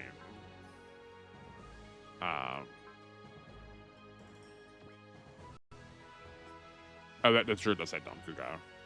Man, I need to like do some maybe do some calisthenics before I start stream to wake up. We have S in the air and A on the ground, or S in the air and A in space. And where is the Todlasu? S on the ground. Yeah, so the Atlas and the Borrelios have basically the same properties as the Daltanius, short of its ability to fly. So that's out. I think movement gets knocked out because we've not been doing a lot of movement. Normally I say movement is probably your best choice. You can account for all the rest of this stuff just with more careful play, where having extra movement is always going to matter. You don't want to spend it's hard, right? Because you don't really want to spend part slots on it. You want to spend those on other things. But this also isn't as free as I was about to say it was. And because these are percentage based, they tend to be just better than some of the other other upgrades, right? So we're jumping from 228 to 256, so that is plus 300. That's plus 280 armor. That percentage also won't stack with what you have equipped. It'll just set your armor 20% higher and then start adding the other passives on. At least as far as I remember / tested. That's changing who we're equipping. Right, no. Parts are for the unit. Everything's in a weird spot in this game. So what we say? We said 280 armor. I just want to compare it against, right, so that's better than a Chop Ham armor and a hybrid armor at the same time. It's just slightly worse than equipping 2 hybrid armors. Which, again, does stack. It does stack. We would be... Yeah, a standard energy part is 50. We don't do it from that menu. We do it from this menu. We would be going up over 50. We'd be going up 51 points. So this is as good as 1 energy part. That to me is not worth it. Whereas this is as good as low quality and a medium quality armor part. We're also gaining 2,000, 1,500 HP. How much HP are we getting off of these? Yeah, 1,300. Yeah, so again with the armor thing, it's roughly the same. Which tracks, right? Because that's what this unit is supposed to be. It's supposed to be a defensive juggernaut. So I think let's just do that. They weren't really much in contest. So here's where I will say, I typically don't pick energy because I like using resuppliers. I'm not sure I've balanced energy well in this assessment. But it does just feel worse that this is equivalent to 1 part, where these are equivalent to 2. Mobility, you're obviously choosing when you have an actual dodge-based unit, right? If we this could end up going on the Dom or the ground Gundam, maybe. I think the S parameters are if you already feel the rest of your your setup is secure. And movement is probably when you have 7 movement or more. But at least in this game, we actually have reason to choose HP a little bit more. There are a couple of units that have HP regen to start, so you want more HP over having more armor if you're going to be face tanking. And both the 2 that I think of, I'm pretty sure the Getter has it, but I know for a fact that Origin has it. They also have a number of pilots that have HP healing skills or HP healing spirits. So having more HP is also better because you're going getting a higher return from those, as opposed to, say, armor. it's just nice that the game like does actually do something with the fact that these two are unlinked at some point, and like the game tries to pretend that that matters, and usually it doesn't. We also do have the weirdness of having like extra HP for the rest of the body, like the rest of the parts. It will always still scale proportionally. But there's like maybe, you know, there's more weight into being able to get HP here. I've said before that like, I've tried to make comparisons before against armor and mobility, that if you just like lop a 0 off the end of armor or add a 0 onto the end of mobility, those are roughly equivalent. It's not exactly the same, and like it's going to change per game how mobility and how armor get drawn. Which is also not even to say like they'll then put meta of the game, right? Where if it does scale off of morale, like how easy is it to get morale in that game? You know, like I'm not accounting for that factor. But I don't know what the HP equivalent is. And like I know I could just look at the parts, but I don't think the chop ham armor has it quite exactly correct. Actually, also let's lock this in first. It's going to be armor. But like I'm trying to here, you can't hear it. I'm trying to enter the button there, and it won't let me reconfirm it. So once you make the commitment, you're set. It's locked in. But you are given permission to like go back and like actually make some like assessments first before you lock it in, which I think is so clean. Next, we'll upgrade its weapons, which I forgot we hadn't done yet. So actually, there's going to be so much time before we ever get to see. Before we ever get to see upgrading the rest of the units, but that's fine. Yeah, so we have every 1 point of armor is giving is like equivalent to 500 points of not 500. 1 point of armor is equal to 5 points of HP as far as the chop ham armor goes. Is that true here? What is 150 times 5? That's not the case, because I quickly in my head 750. Yeah, so like that, this rule gets broken a little bit immediately just comparing these two parts. That's why I don't know 100% where the equivalence lies. Okay, we got some other stuff we need to do. So we need to change pilots around. If I'm not going to bother trying to knock these 3 out because they're just going to keep getting reseated during intermissions. These 2 did get to 22, which is perfect. So we're going to put Kai in a big row. We're going to put Sanders in a big row. We're going to put Ryu in a G fighter. We're going to put Hayato in a G fighter. Tap's already here. That's good. Is our next mission in space? Let's see. I can't imagine that we just got to space and we're going to leave it right away. So let's assume that we're going to stay in space. So then Mikkel can change to something else. We'll put him in a Dom. He doesn't get to bring Eleanor with him, though. That's not a Dom. What was I talking about?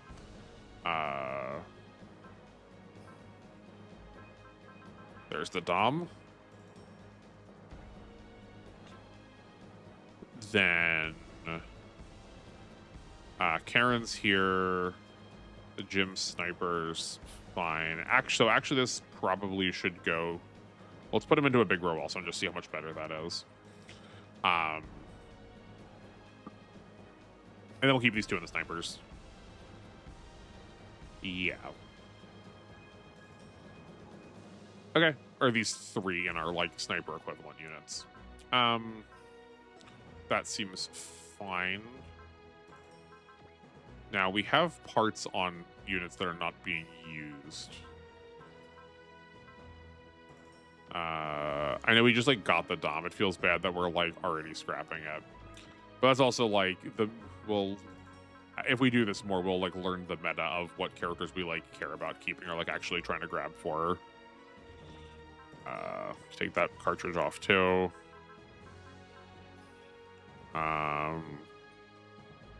We're gonna keep this on the hover tank, just because we'll switch back into that once we get back down. No, I guess we can. That's stupid. We can just do that later. Like we can do that once we get down there.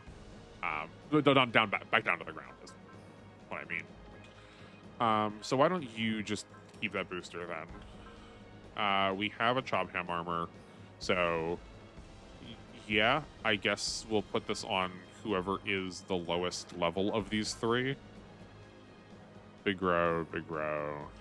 Yeah, that tracks. That's who I assumed.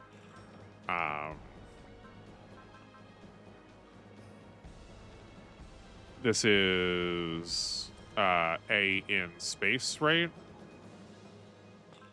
I don't remember. Do you have an... Or sorry, that was an A, not A in space, an A in the air. An A in the air. They already have an A in space, so we're not going to worry about that quite yet. Because if we're building these for the context that they're going to be in the air, or if we're building them for the context that they're going to be in space, we don't need to equip them with something for the air. We can deal with that later. Though the Minovsky craft should go on one when we get to that point. And the Thrasta module doesn't matter here because they already have an S in space by default. Increasing your range seems good. And then you take a repair kit, and then we'll just give Kai two. That's not a repair kit. Because we also haven't looked at any of the rest of its stats yet, which we should do. Let's give the weight base back, some repair kits. Hopefully, don't have to keep using that many. But we should make sure that all of the units that we are piloting have an S in space, because we are wasting 3 S's in space right now without it.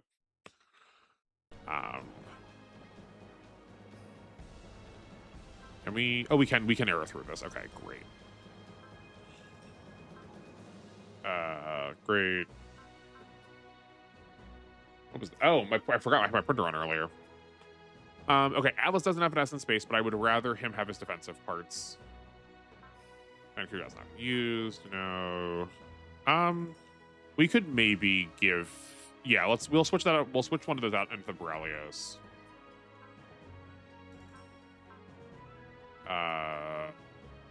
And the Gunpla is just fully missing a part, so we'll do that too for the Gunpla. It's so funny that it just rides on its back rather than being like combined from the front torso. It's so silly. And no one's in these right now. Yeah.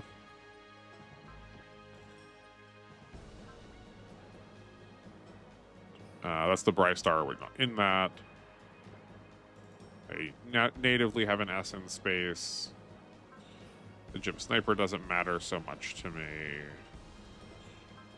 So instead, why don't we give it? We're going to give it to the Gunpla, and we'll give it to the 2 Dragonar units, just because they're like definitely hurting the worst. So giving them the 10% bonus might actually like pull them into the rest of usability. Normally, I would say don't try and shore up weaknesses like that, but the rest of the team is like functioning pretty well already with like what I want. So it like this is just push like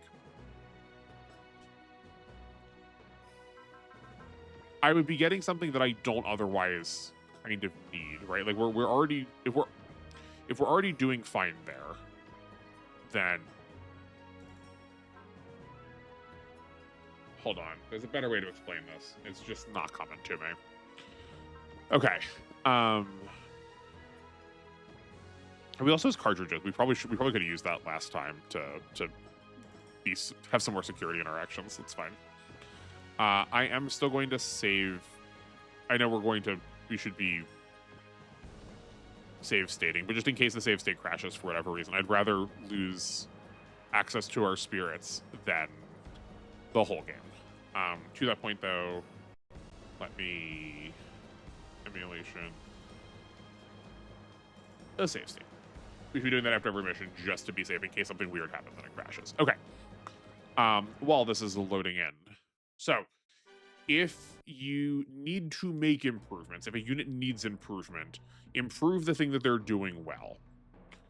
But I think we're at a point where a good majority of our units don't actually need improvements. They wouldn't be upset to have them, but there are enough characters that are already working functionally that I'd rather try to push some characters that are not doing as well. Like, I don't feel like we can rely on the Dragonar pilots yet.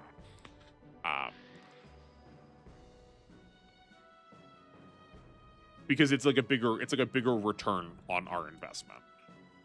It's like we're trying to like force them to block when they're not supposed to, right? Like, it's still a thing that they theoretically want to do. 10% in, or I presume a presumed 10% is like always going to work.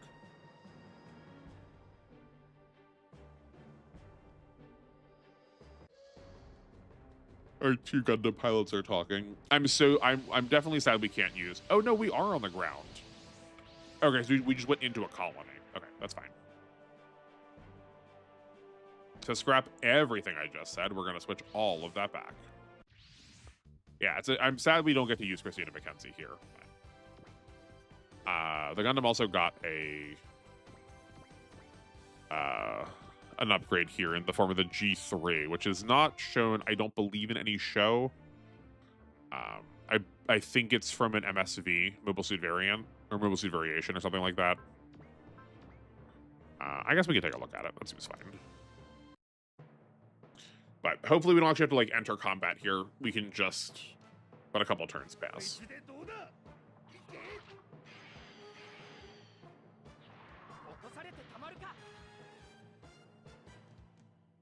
I am noticing a couple of camphors here. I wonder if we can actually capture those, or those just have all of the War in the Pocket. If those just have all the War in the Pocket named characters in them.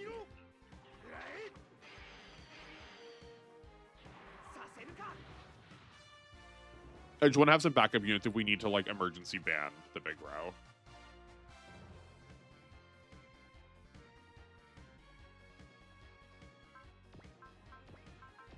But I've said it before. That Christina McKenzie is one of my favorite pilots. It's just refreshing that we get to have a woman in the position that is like normally reserved for like masculine robot heroes. I also think War in the Pocket's like Gundam doing what Gundam does at its best, making you think about like what does it mean to like have a side in a war, or like how does that like really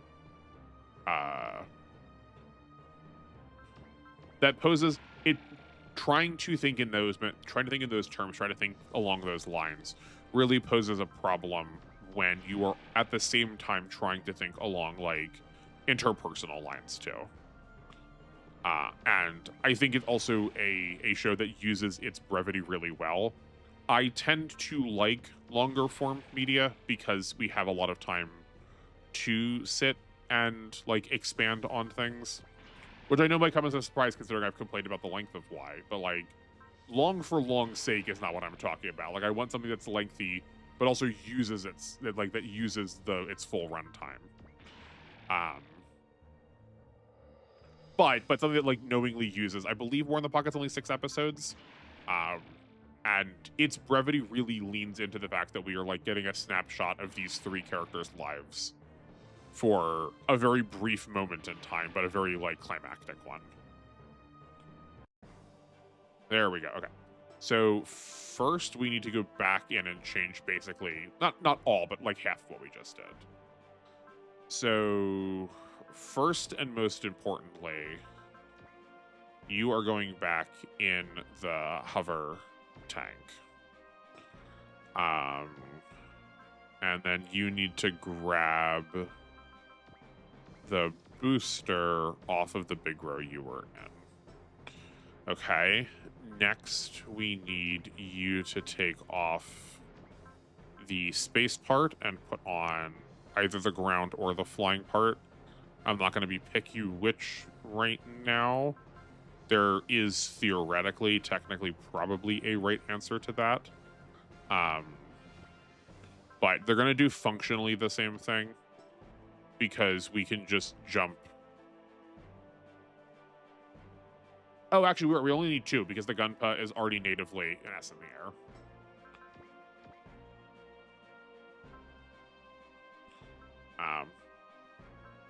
I was gonna say we could just jump whoever's not getting it, but oh, but the big rows only have an A in the air, so we actually need to be putting these on the big rows. That's fine. So trade off one of those repair kits for a Minovsky Craft. Okay, that's fine.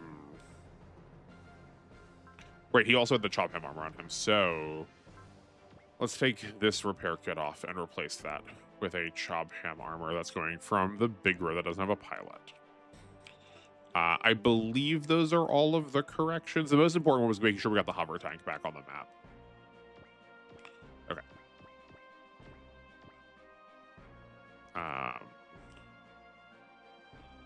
The Dine. Yes, yes. Okay.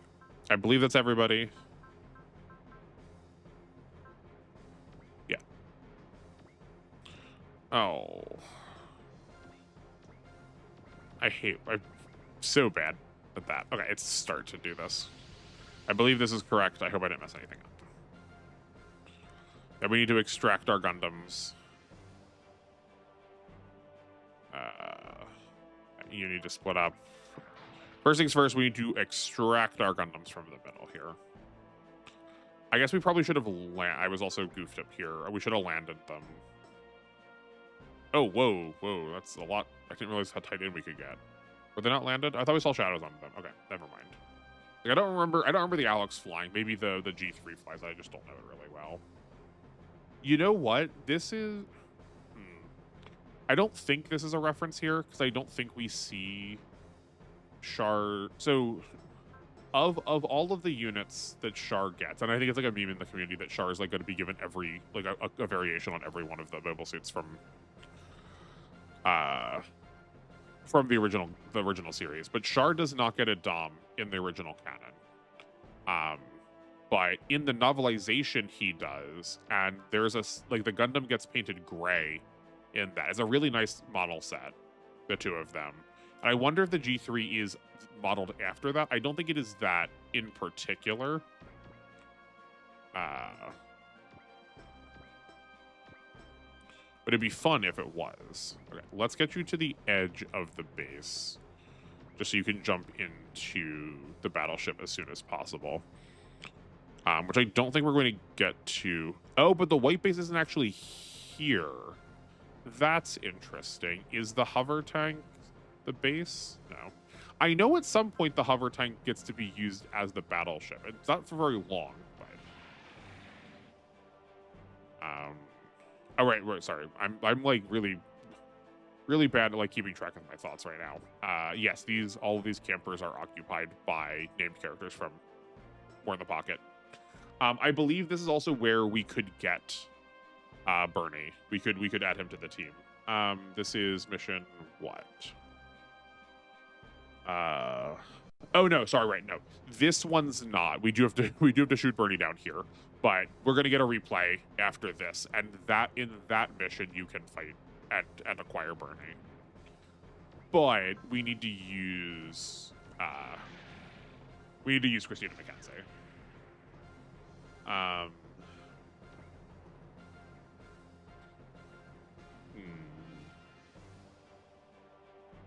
We'll think about it. I do want to take a break pretty soon. Maybe I'll try and think it over during that time.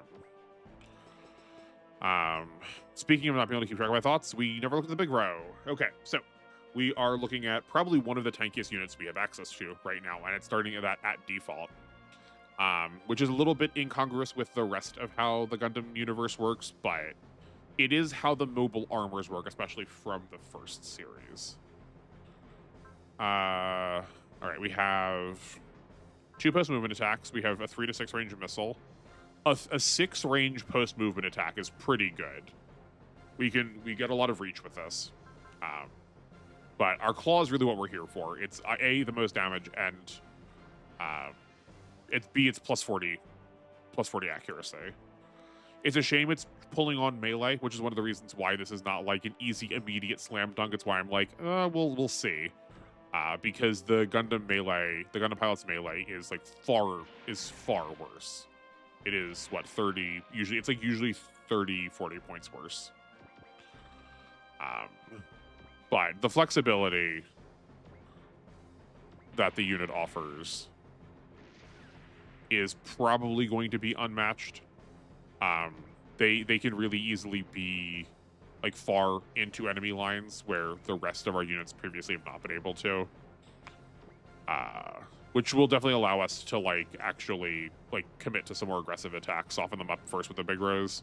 And they can also take some serious damage first because they're so tanky. Though it feels like having a fleet of them will make it pretty easy to be able to like weaken a lot of these. It'll be easier to weaken enemies. Thus, we're probably going to be able to get a lot more of these like 2-shot kills than we were before. I kind of wanted somebody to get hit because we have 3 flyers we're not doing anything with. I mean, I guess we'll just attack with them. We put you in the repair to get you some extra levels. We're going to give you some extra levels by sending you to combat still.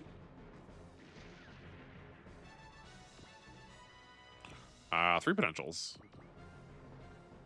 Pretty decent. And Ryu is already a rather tanky lad.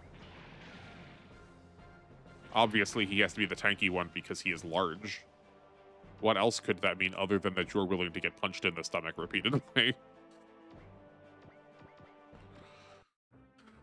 There's some like real stupid like design qualities that we just sort of take as, well, this is how design works. Obviously, you designed things this way. That's not what I wanted to do. I don't want that damage here. It's fine. That do feed into a hatred, even accidental or implicit, of plenty of people.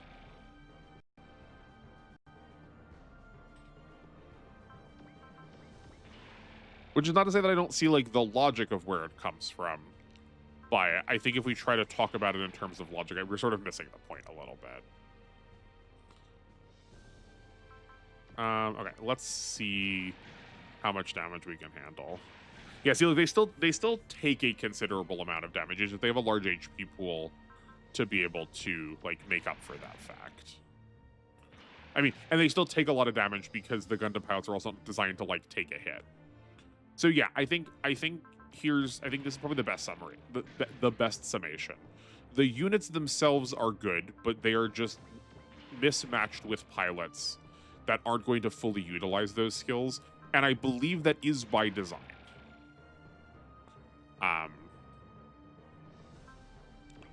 It does get you to ask a lot more interesting questions, I think. And in a in a game that has you switching, or that it gives you the ability to switch units with some amount of frequency, like you kind of want that, right? You want to feel like you are like trying to pick the right unit for the mission, rather than just going like, but I really like Sayla, and I want to see if she can pilot the gun cannon. Here's definitely an upside. We're taking a lot of damage to our parts, which is giving us some like extra survivability that is not like otherwise immediately noticeable. I guess I never talked about this, which I probably we should look at too. These are not standard Zaku 2s. These are Zaku 2 Kais, so they are slightly different now. I don't know what that difference is because all of them are Zaku 2 Kai, so I don't have anything to compare them against, and I don't remember what the Zaku stats were. But they are slightly upgraded. You can tell because of the way that they are. I mean, I don't remember our Zaku's being able to, like, show this much damage, so, like, that's not nothing. We still have no battleships to retreat you into. Right. I guess the definitely a trouble is we have an inconsistent way of healing those body parts. We're going to need to find them panels more. Like they're going to be hungrier for base tiles than our other units have been.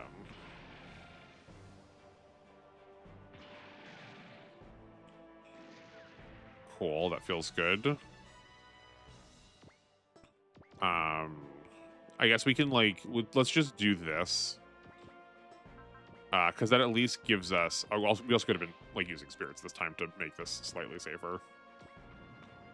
Okay, now that they are linked up, or, like, basically as much as they're going to be connected, we can sort of, like, start swarming over them to protect them from themselves.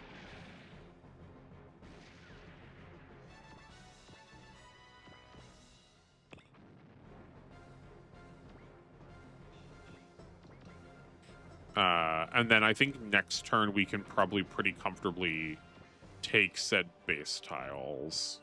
Yeah. Please hold for a second. We can take said base tiles and park our big rows on top of them.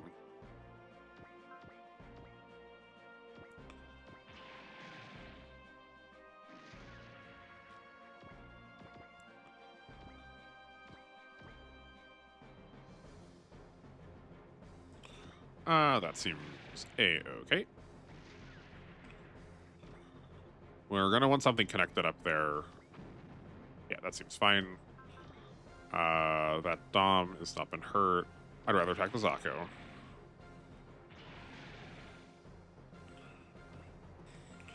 Yeah, they definitely take a lot of damage. Let's compare. Obviously, the armor is not going to be the same, but like... Well, it's not obviously. Let's look. We got 1,400 armor compared to the Alice that is 1,900 now. It admittedly has 2 armor parts. So hold on. I forgot to... We should look if we've got more skill parts too. Oh, no, okay, yeah, no, this is the 1,400 one is the one that has the chop ham armor on it. Okay. So there's that. And what is your defense? 141 versus your 138. Oh, okay. So no, his defense is actually not that bad. Yeah, 133 is a little rough. But I also don't remember how much this man's defense compares to like other super defensive pilots. Just because he's the only one they're working with right now, it's like hard to like make a full estimate.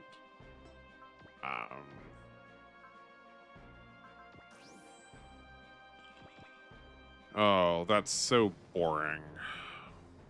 So we probably should be scanning ahead of time because that's such an easy way of getting the 50 spirit amount that will save us a lot of SP early on. So, okay.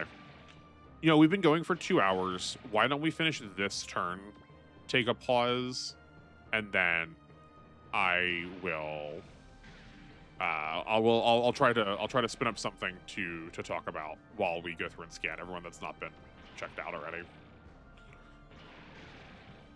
But I think based on the like combat results we're getting, I don't think the Big Row is as overpowered, super like ruining the game as I was fearing. So I think we're probably gonna keep using it for now. I don't think it's any different than like the rest of like the supers we're using. Man, I can't wait for us to get some more supers. Once we get the Raijin node back, I'll be delighted. Because I like it. It'll work basically the same way as the Daltanius. So I think I'm gonna say it qualifies.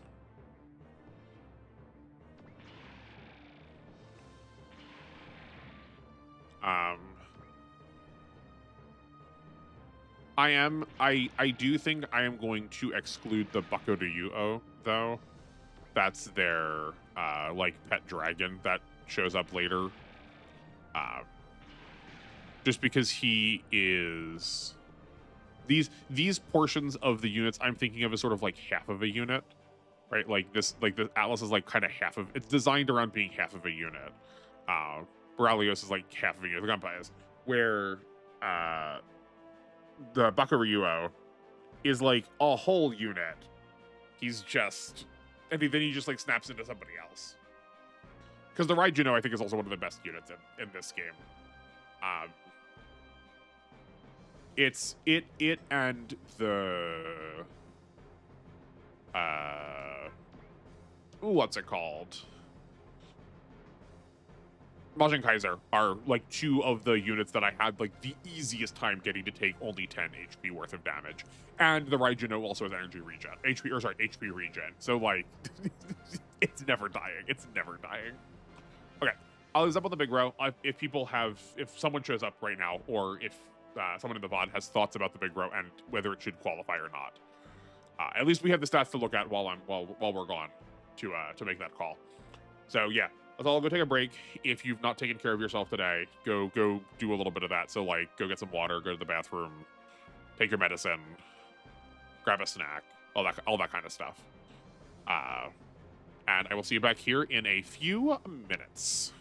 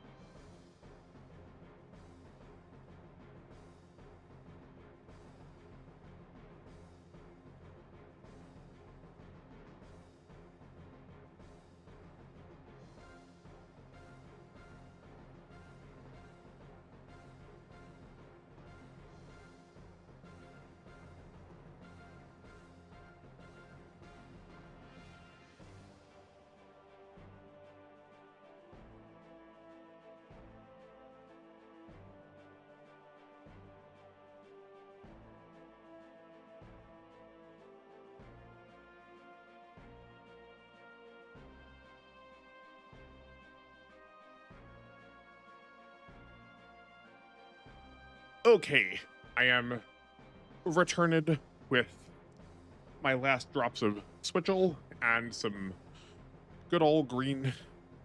Is it green tea? Might not be green tea. Some tea my parents got me. It's nice. If you've not had switchel before, I highly recommend it. But I'm also a flavor baby, so I do not put apple cider vinegar in mine. Can you tell I was running to go do this? There's no reason for me to. Y'all are patient people. I'm just so excited to get back here. There's also not a lot left for me to scan, so we'll save other conversations for future scenarios. Okay, cool. We're good there.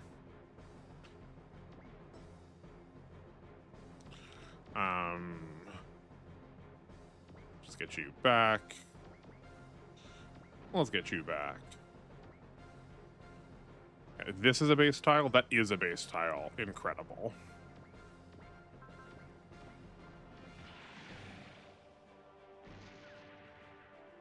Oh, perfect. Oh,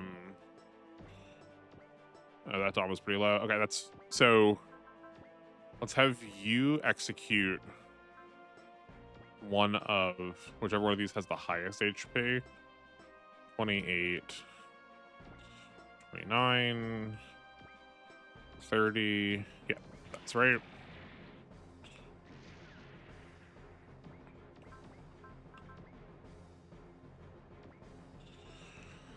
I guess we probably should be switching who is in these like 2 good units too.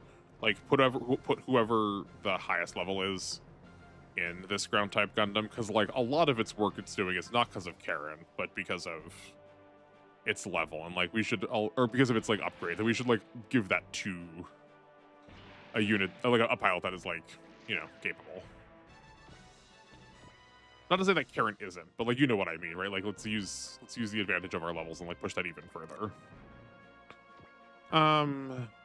I don't think that's necessary here. Yeah.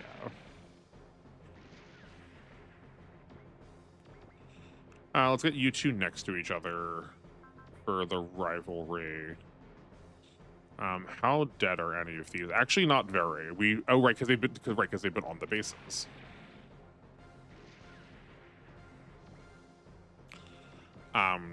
But I figure I won't talk about it now, so we don't I don't spend this thought ahead of time. But I figure even if I don't have like mechanics figured out, I can at least talk about what I would like to figure out next as far as mechanics go for these games. Which is more to just say than like everything, right?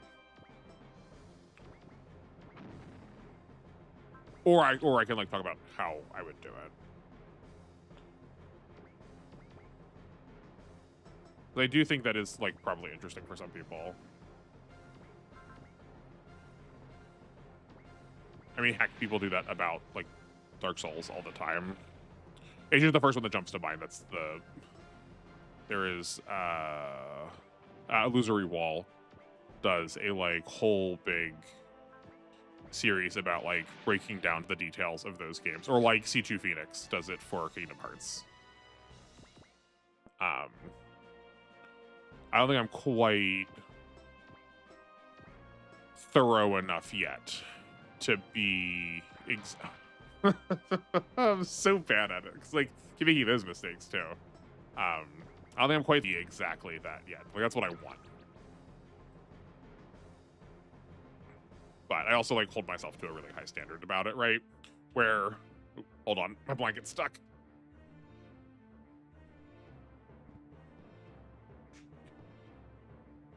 I'm so sloppy about streaming. I just like don't care about the performance that is like being perceived on stream at all. Oh, there's our halfway. There is our halfway internet stutter.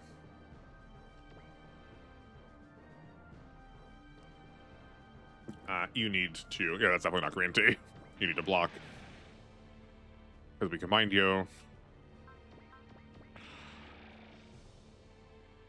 I swear I'm not doing it on purpose. I'm just incompetent. Yeah,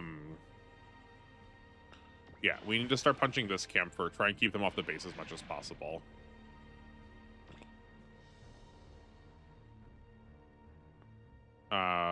Where, like, this one I think I'm willing to just try and, yeah, like, reduce through. Like, we'll take down at a later point. That accuracy is so bad, we'll just dodge. Or try. Okay. I think we need to move our snipers forward this round. So let's see what we can leave for them to do. You've got actions.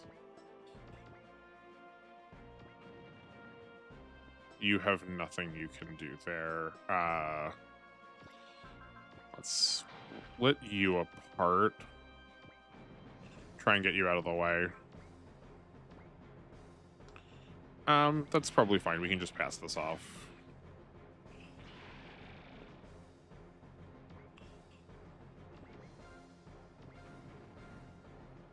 Yeah, okay. That's fine. You also can't do anything. Maybe here. What are your post-movement options? Oh, right, you're still stuck at 4 range because you've not actually, like, gotten your shooting up enough. Whereas we've given extra range to Karen's unit, too. Okay. The Dom's more of a threat, so let's take that out. What was I saying? Oh, I just, like... I hold myself to what is probably an impossible expectation of being able to, like, tell you, like, literally every number, right? I'm looking at this and, like, descriptively feeling a failure because I can't tell you, you know, what every unit has for all of their thresholds, for all of their values at all times. But I think part of that comes from playing TCGs and, like, you know, it is just really normal to be able to say, you know, I can probably, like, recite verbatim to you 10,000 different Magic cards, but there's also just, like, way fewer stats on Magic cards, right? As much... doesn't do anything. That was a waste. For as much as we, in the TCG spheres, like to go, oh man, that card has so much text, at least it's, like, cogent text, or, like, it's a paragraph that you can remember, whereas this is just, like number after number after number, right? Yeah, we punch here to do damage to this one.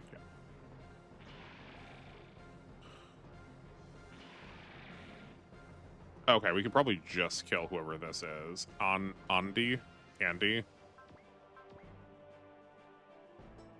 I think your mints are terrible. Let's move Ryu first so we can get 3 rivalry bonuses. Is no one hurt? Guess no one's hurt. Okay, so we can move in here. Let's do this attack instead. Yeah, that's fine.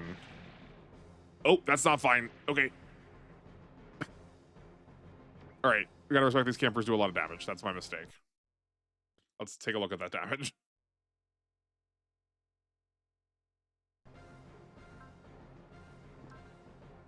Huh. Okay, I guess they're also at 150 morale. I did not check that. I feel like morale makes much less of a difference in this game. Or I'm sorry, I'm used to thinking about it less, but okay. Oh, that's not our Zaku, right? Yeah, of course not. We don't have any Zakus. So I was thinking we were gonna pull. I wanted to move the G fighter back and then have our other bigger come in here.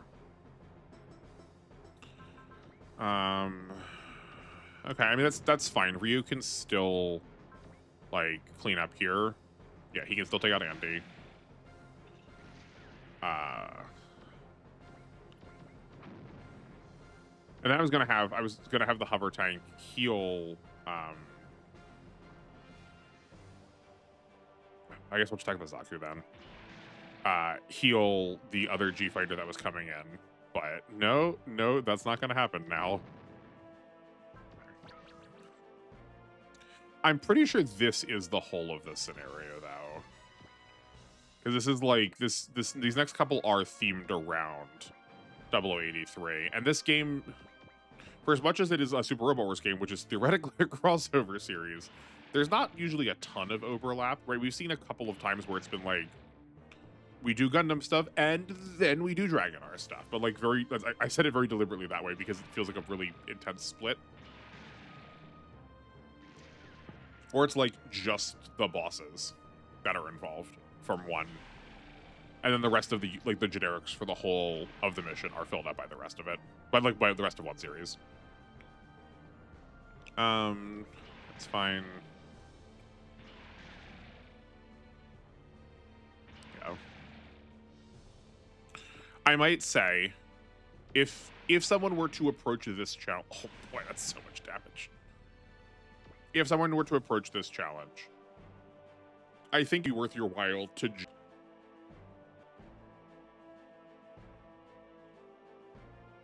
Okay. Let's give it a second to think.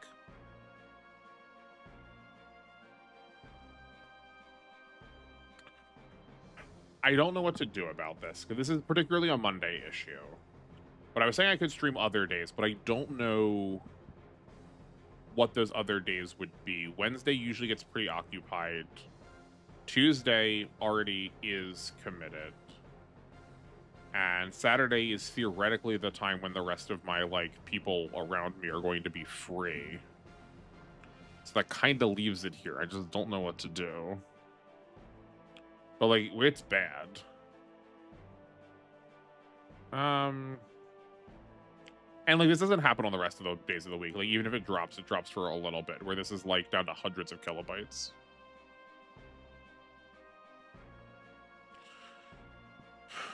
Well, I guess we do what we're supposed to do in this case, which is just pivot from the gameplay into conversation. So you come here, give me this, MAHQ.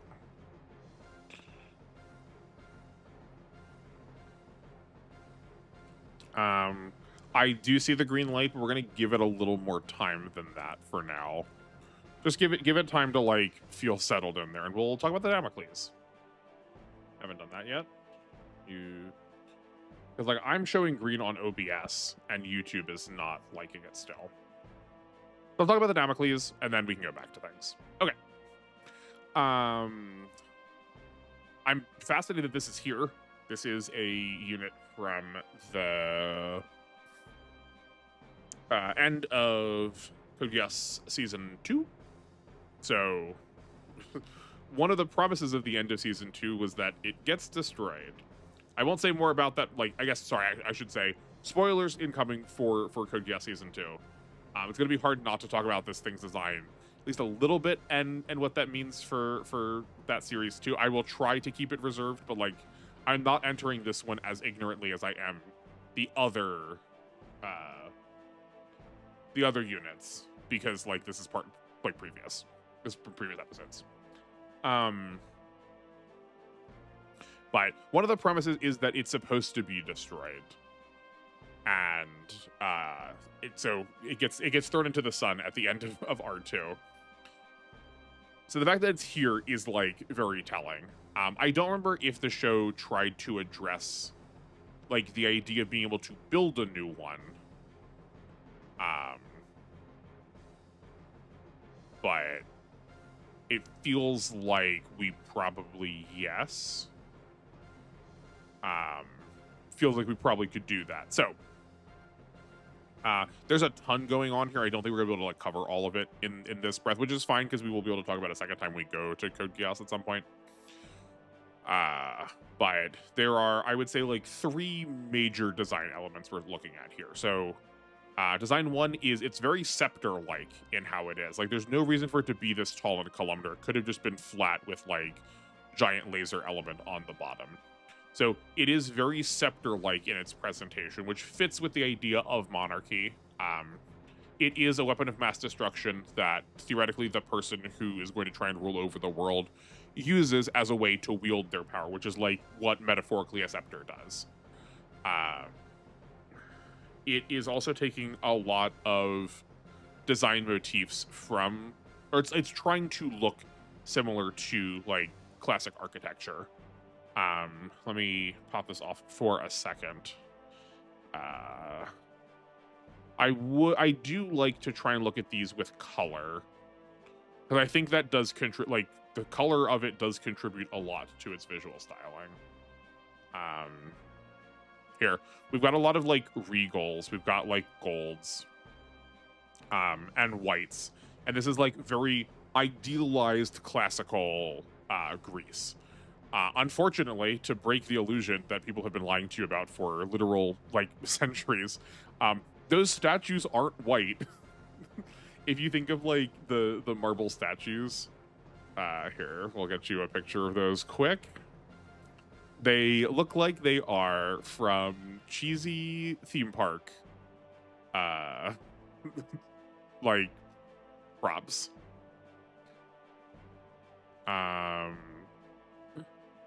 There's some better ones or some worse ones, but like here's a good, like here's what the statue looks like in the museum, but like here's what they probably would have been colored like. I think this one's probably the best version. I don't have like better, like I don't have more pixels for you, I'm sorry, but this is actually blended well rather than these like really stark Play-Doh kind of colors. But they actually would have had, you know, like real color to them rather than just like the white marble. And I'm willing to like give more credit to it. So not only is this just trying to evoke a sense of majesty and regality, but it is doing so like deeply, deeply artificially. That this is pretend, that this is like very deliberately artifice. Not the least of which is like whitewashing artifice. And, you know, we won't spend too much time on this because I could probably do this for the rest of the stream then. But the way in which a lot of culture gets denied is through the process of the white man trying to make the space look more like them. There is an idealized sense of the conqueror that the world should emulate a version of themselves that was both somehow greater and lesser, that they are the product of like magnificent giants, but they ultimately won out because the future is more progressive than the past. Progressive being used very loosely here.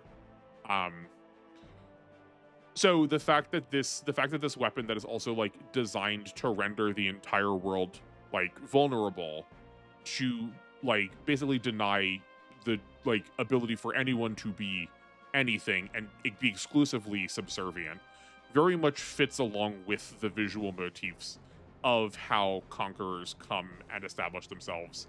That in particular in how like America and the West relates to its Greco-Roman heritage. We even see that a little bit it's a little bit clearer up here.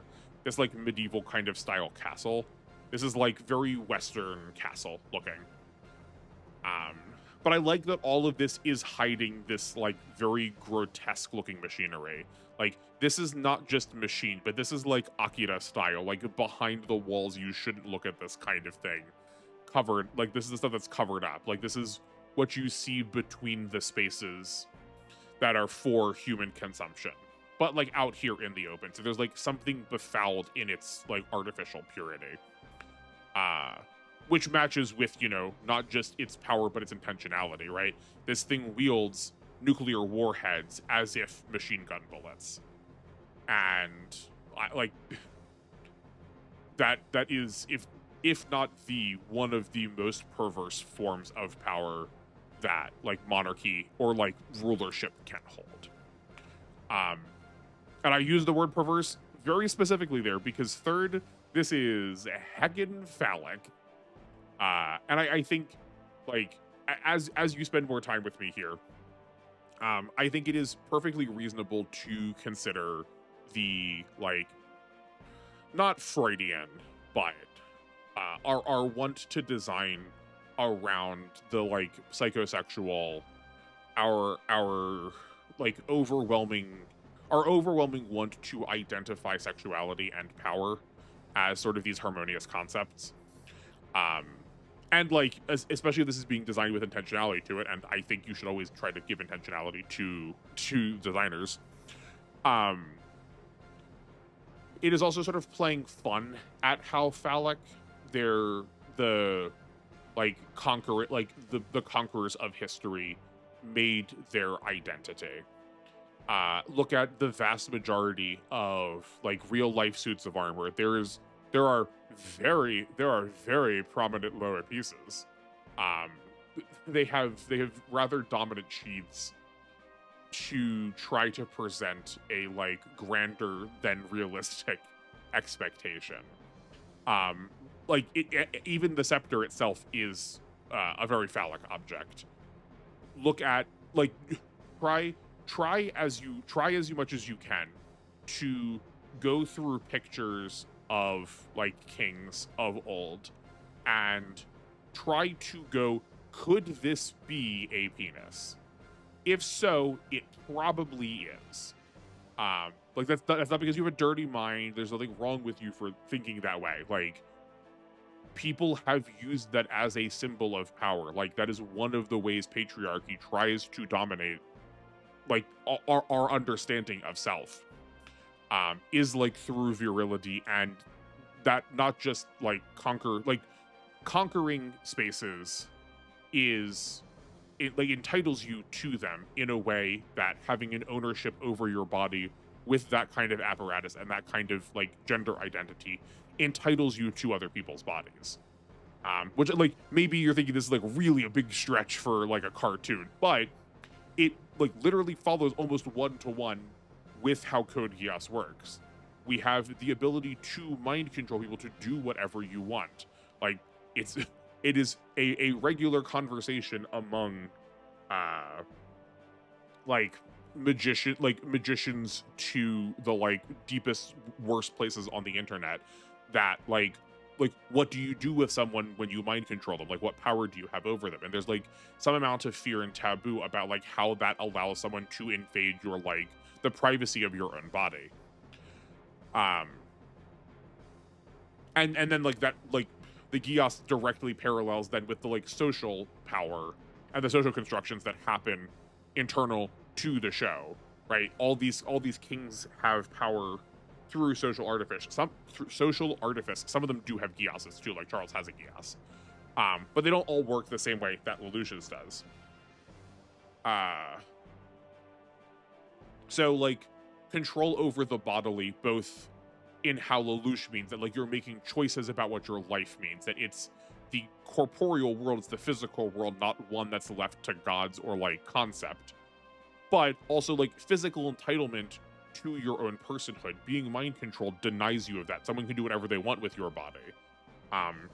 But like this level of power where they can say, if you step out of line, you don't die, your family doesn't die, I will obliterate from ever having like even remembered existing like anything that you've ever lived in. The entire country where you lived can be taken off the map if you don't sit in line. Like, it's really hard to have bodily autonomy in a space like that, however you want to express it. It's like I don't think it's out of the realm of possibility. I don't think it's out of reason to like include these conversations, right? Because like I started by talking about penises, and then like that quickly fell off in my language because it just wasn't necessary. It is metaphor, not literal. But like you don't need me to tell you consider or walk around, if you have the misfortune to, most high schools, and like you are going to see someone having graffitied a phallus somewhere. It is a way that people like demarcate and feel like they have ownership over things. It's just like part of how human brains work. There's like a lot of psychology to it. We don't need to like spend a lot of time about it, but at least take for now that it is sort of a truism that like the ape brain part of us does find it like fascinating and empowering, that symbol. So a lot of the stuff we make ends up looking like that. And I think that's worthwhile in a conversation of a not franchise, not series, not medium, but like I guess genre. I don't like using the word genre because like the mecha genre has like a has a wide variety of stories that take place in it. But like the concept of the mecha anime, depends on the fact that the humanoid form is the one that's worth building. I think many shows make good cases for why it is definitely part of a useful form to have. But like, we're not humans are not the most optimized. I guess we're optimized for being general. We're optimized for being generalist. If you need to be specialist, this is not the body shape to make.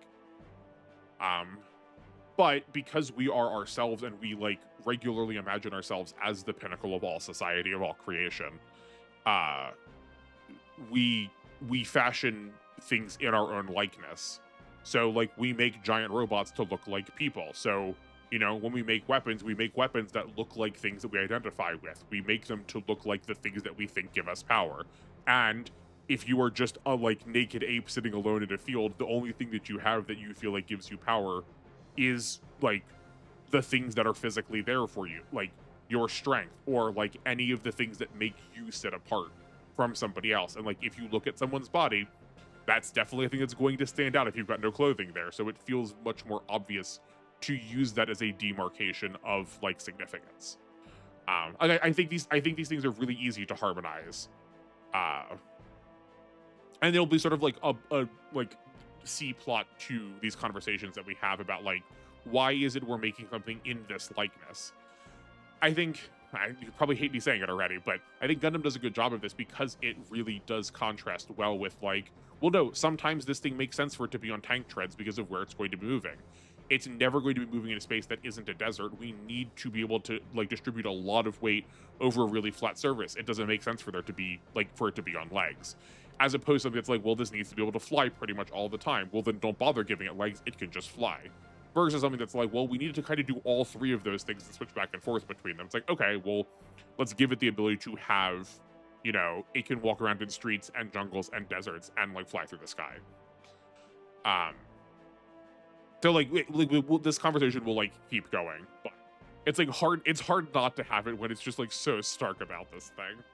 The last thing I will say, then we'll get back to the gameplay, is the naming, because we also have been doing this. I think I mentioned this before while we were talking about the Code Geass podcast, but if you didn't want to watch that because you didn't want spoilers, I guess I don't know why you'd be here at this point, because I also said spoiler warning, but just in case. Damocles is off of a Greek story, the Sword of Damocles. There is a king, I don't remember what his deal is, but he is like tasked with being deeply moral, and lest a sword that is magically suspended over his head pierces through him, his head, his heart, whatever you want. It is a story metaphorically about like the weight of being a monarch is not as easy as it sounds. It's like definitely one of the stories that someone in higher up power wrote to make it seem like it's actually not that easy up here. You don't understand. I actually suffer more than you poor people kind of energy to it. I think it's like a worthwhile. There's something interesting to be said about how that level of power does sort of like set you apart from like the average person, that like the things you can do on like a whim can like change the course of human history, if not human history, like the vast majority of your subjects, like in the matter of moments. So like understanding that there was a great deal of weight to that level of leadership is an important question. I just think sometimes it gets phrased in terms of like I said, well, the king has it really hard. Heavy is the head that wears the crown. Rather than reflecting on the position of it, it gets focused on the person who's in charge. But it is a symbol of this like the constant pressure to make sure that you are doing right by the people over whom you are in charge. So on one hand, this sword hangs heavy over the entire nation of the world of Code Geass, because anyone can have nuclear fallout, like, or nuclear warfare at any time. So like the characters who are piloting this are positioning a Damocles over everybody, telling them you need to follow up to my standards whenever I tell you to. But it is also a reminder that, like, well, I mean, not a reminder. This is, like, also the reason why Code Geass Season 2 ended. For the person who was piloting this, the choice to do this was his downfall. I have to imagine it's probably going to follow suit, that whoever brings this back for was this series called? I can never remember. It's Rose of the Recapture. Whoever brings this back for Recapture, this is probably going to also be the thing that ultimately very directly kills them. Like, they're not going to be on like the receiving end of the blast of one of them, maybe, but it is a demarcation, and its presence indicates and is going to be the herald for their end. I think that is the extent of what I've got. I don't have much to do about the Flea missiles other than this is like also kind of phallic. It's not dissimilar in visual styling, right? We still have these like same fork, like fin cone kind of deals, and we have this like bulbous end either side. You want, I guess, theoretically this side. Yeah, I think that's about it. But if I've got other thoughts or someone like wants to try and like get me to follow up on it, we will theoretically come back to it at some point when we do like regular Code Geass, which probably won't be right after Recapture. I want to move on to other shows. But that does put us into the UFN, which actually works out fine. We probably won't do any more tonight. I can then go through all of these and figure out which ones I actually want to talk about and which ones I can reserve for later. That puts us really close to the end of Rose. Cool. That's given us plenty enough time for internet to get stabilized. I wanted to keep going there for a little bit. A, just to like finish my thoughts at the very end.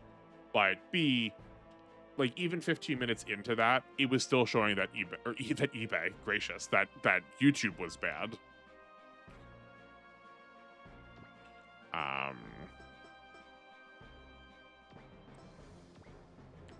Okay. I think these two are just dead whenever we want. What were we doing? Oh, yes, yeah. We were trying to debate whether this was like the whole of the scenario or not, or whether we should like try to start cashing in on all of our spirits. I think I'm not going to worry about it, seeing as like it was not a thing we bothered doing. It's not like we weren't wasting them other scenarios too.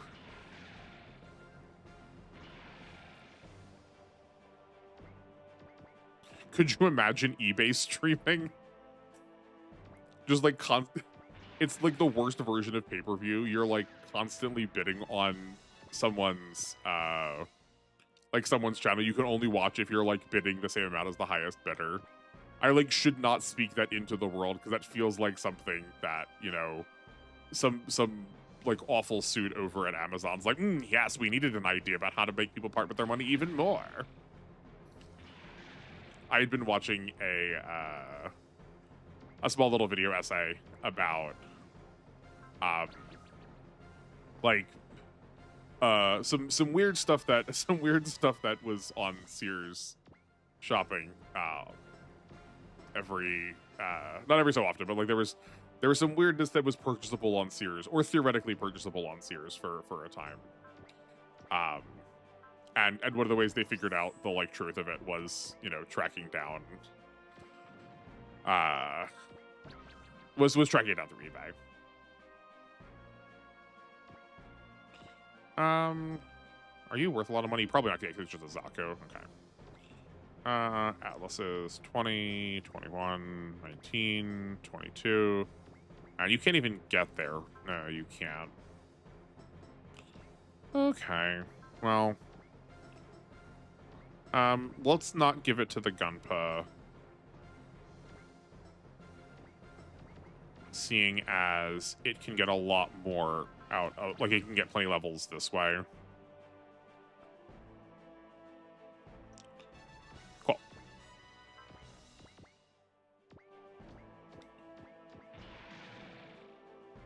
Is this the end? Oh, okay. I did not expect that. Cool.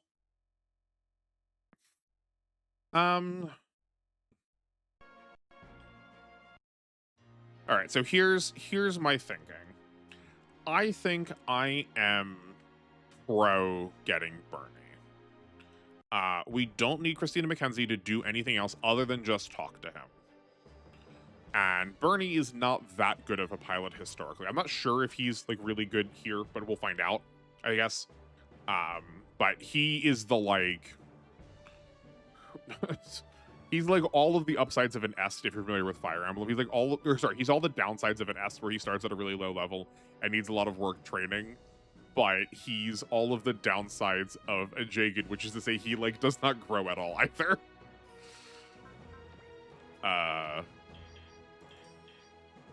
Oh, just 1 point there. Yeah, it's totally fine. Okay, what parts we got? Yo, that defense can definitely go here.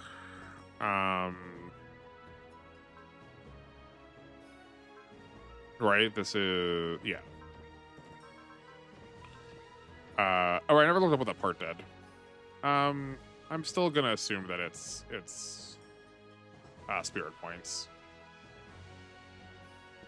I don't know who uses theirs the most. I guess let's, given that assumption, let's put that on Karen. Do we have a second tab for this? Oh, we do. What is this? This is, hold on. Is that supports? I think that might be supports. Yeah, that supports. Okay. So that's a second level 2 support then, which I did say I wanted. So let's put that on Karen and make sure we remember to like put her in between the other 2 snipers to like keep pulling the rest of those, like to pull those like super shots more and more. Do we have any other parts here that we care about? We do have an energy generator. I guess I think we had last time. I just wasn't clocking it, or did we have? We got more now. Okay, we got more now. Who else is using one of those? I wonder. But we could theoretically give one of those to one of the big rows.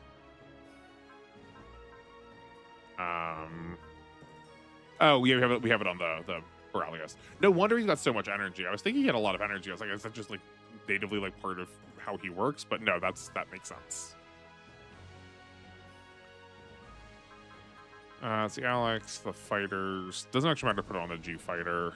I guess we could put it on this big row and just like drop the repair kit. Let's do that, because that's probably fine. I guess technically we should save, but it's whatever. I can probably close this. Okay. Yeah. You come back live.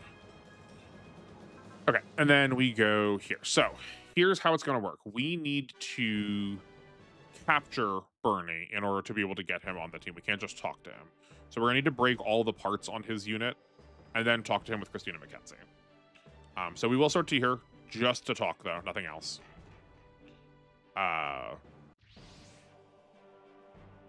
But yeah. I mean, like, what's the worst that happens? We, like, find out that we're not going to use him because he, in fact, is, like, too good. Like, whatever. I'd rather try. Oh, she does have snipe. I wonder if we're going to have to do this with just her. I don't think so, because we have to capture him. So, like, surely the white base is going to show up at some point. Like, I know narratively they have to fight each other, but... which I know we can put this work in right now, but...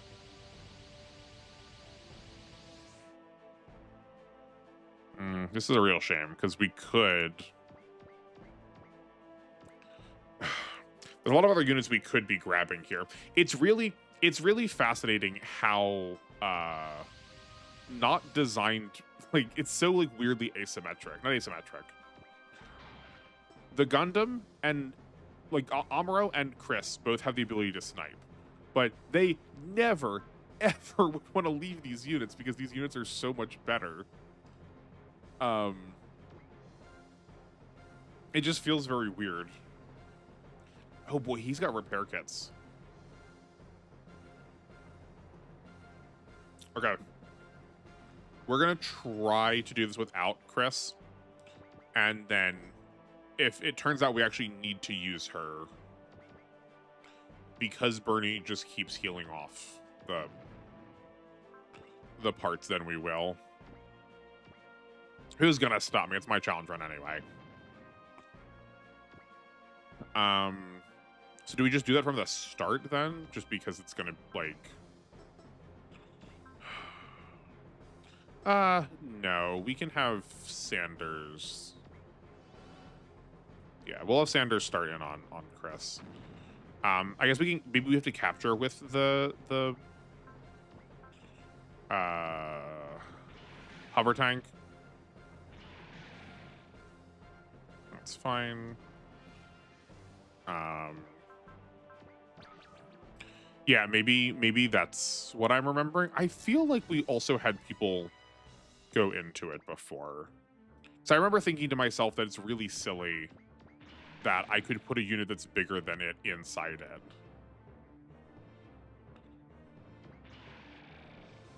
But who knows? Maybe I was thinking that when I saw it could capture stuff and went, wouldn't it be silly if you could?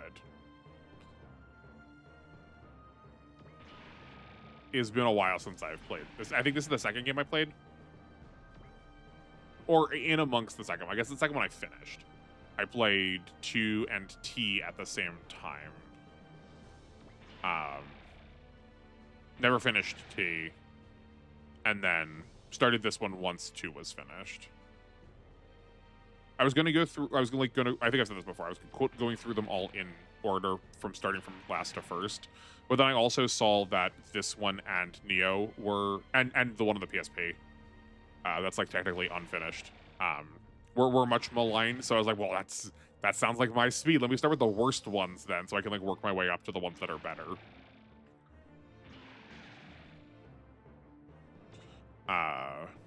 And then when I got like deeper into the trenches of like trying to figure everything out, I picked R because it was the first game.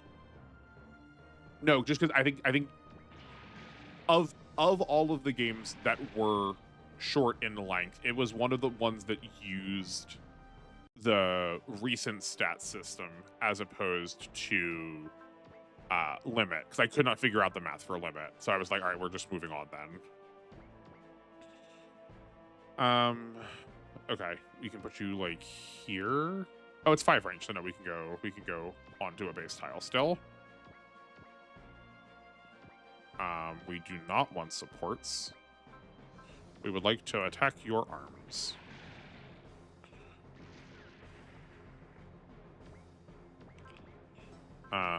You need a snipe.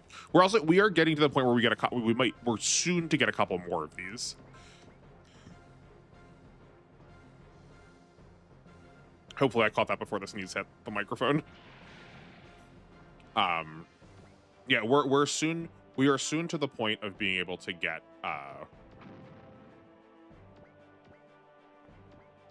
like further, like one more snipe. So we might actually be able to capture 2 units a scenario.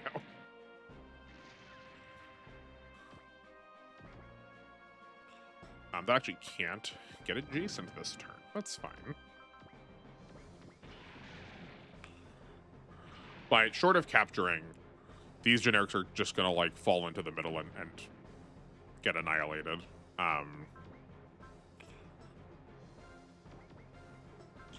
Nice to see that these guys do more damage now. Like I like know that's literally what the results of what we did were. I just still thought they were like at higher levels of damage.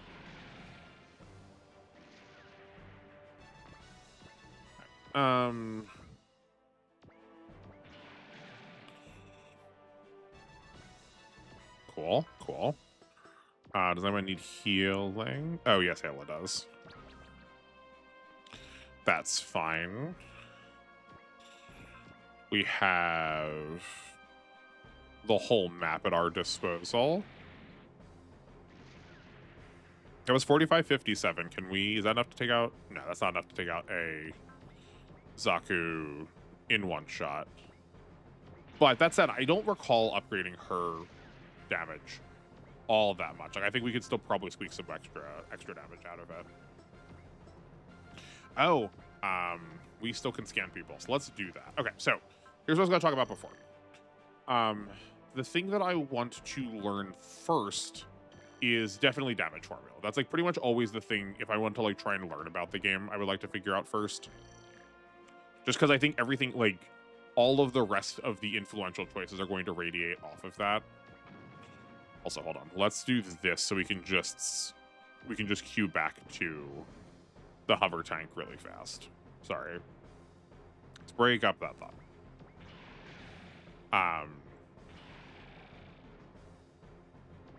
Yeah, so I think first thing for me is learning the damage formula, which I think probably shouldn't be that different from what I already know. The differences are, I mean, I guess just when I tried to figure it out before, I felt like damage was coming out, like, there were small little changes that were happening across combat a lot more often, but I think the reason was because morale was just changing. There were a lot more ways to gain morale in combat, I think, than in R, like taking a hit, dodging, based on your person, based on each pilot's personality.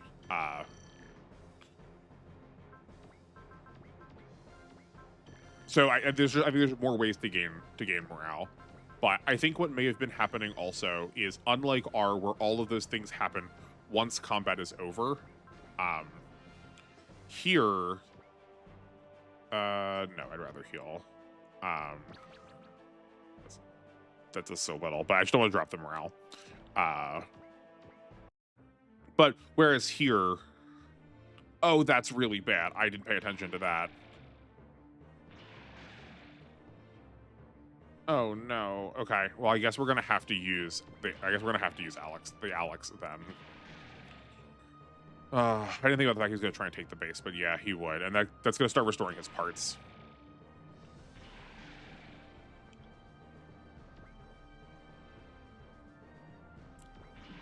I think it's more interesting to get him, so I guess we'll fudge the rules for a little bit. This is our first foray into this, so it's not going to be perfect.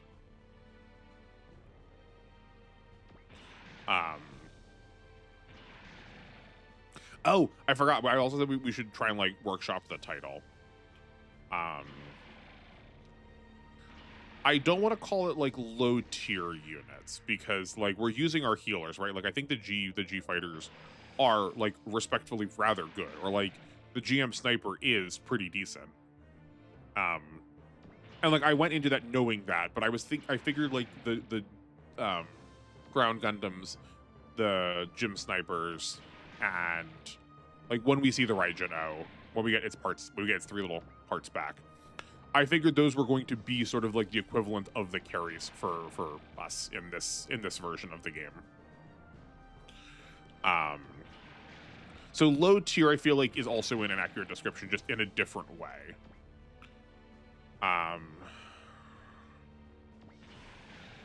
I guess like just the little guy is probably the closest, but A, I don't think I can fit that on a YouTube title.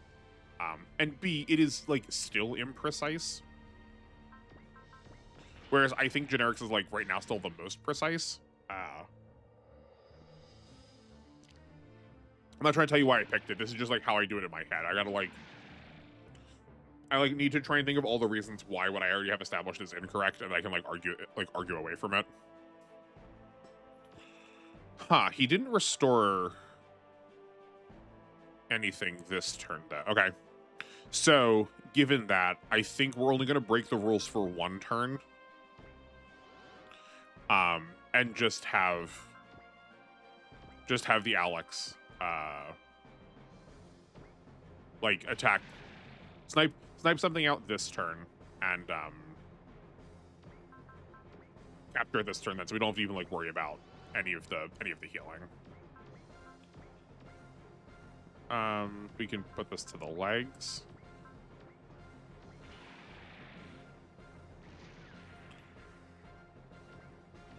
And then move you over, and then we should be able to move the hover tank in below, which I think is what we need to do to get to capture. Okay. Huh. Okay. No, it's not. Destroy the arms, head, and legs of the Zaku 2 Kai piloted by Bernie. Then speak to him with Chris, and both will leave the scenario. Well, darn. Okay. We have destroyed all of them. I wonder if we'll be allowed to do it next turn. I thought we had to capture him. Okay. That's fine. Oh, right. No, I even said that at the start of the... I even said that at the start. I don't know where that came from. I guess we should probably be aiming these at the camp first, just because they're probably the most... They're probably the, like, roughest of enemies. Yeah.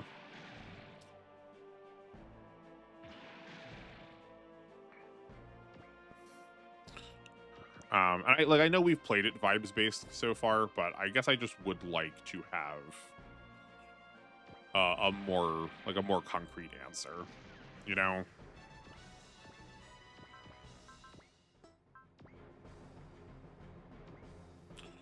Oh, right, because you can't get on the ground. You're not getting the support attack here. That's fine. We'll move you over.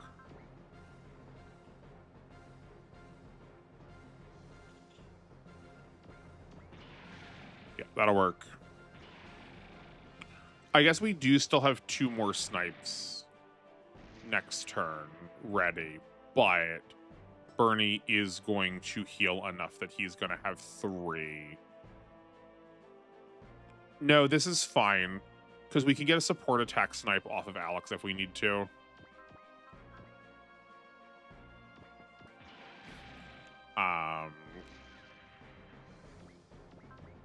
Yeah, we can get a support attack snipe off of Alex if necessary to break 3 pieces into actions. I think that'll work.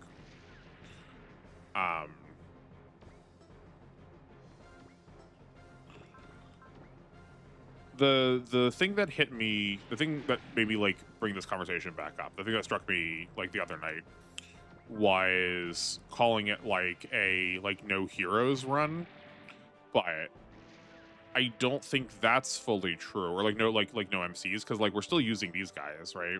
Like he's still demonstrably a main character.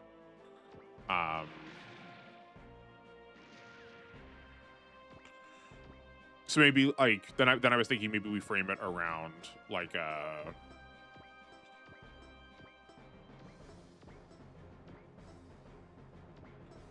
something that's equivalent to the like a pay to play kind of deal, right? Where the units you're using are the ones that you would like buy from the gotchas, like that kind of energy.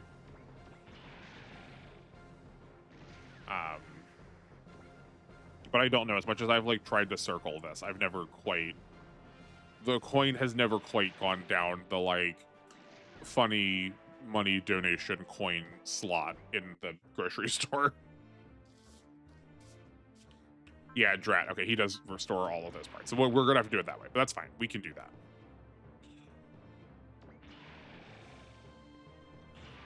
I don't think this scenario will be much longer, so I think we still get to do one more after this.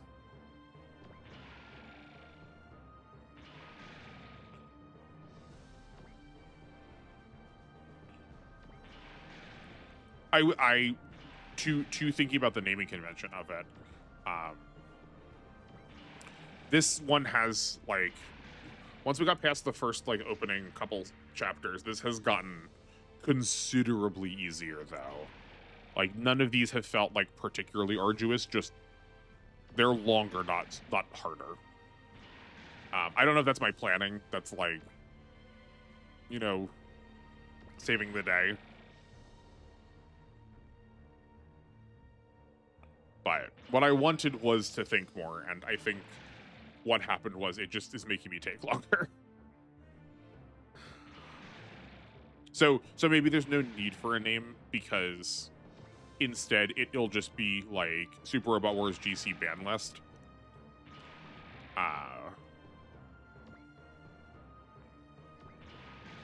Yeah, maybe we just call it the ban list run, because we don't have to ban things, because we're going to be banning things that are good. Yeah. Okay. I think I maybe have talked myself into it.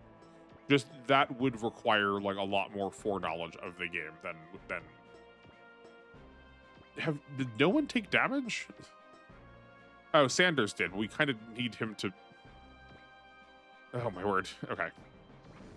We need the hover track out of the way though. I guess we could have moved up. It's fine. Because what we can do is we can go snipe. You move here. Attack. Head. Get the support off of Christina. What? Oh. No, you can't. No, we can't get the support because they can't go on the ground. No. Oh. Drat. Okay, so I think we just can't get Bernie then. I think we've ruined it for ourselves. Well, there's your answer. That's fine. Not the end of the world. Ah, we tried, buddy. Goodbye.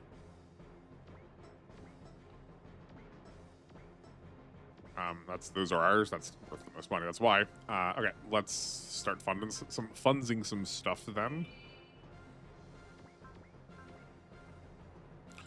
All of this is the same either way, so it's just, yeah, let's.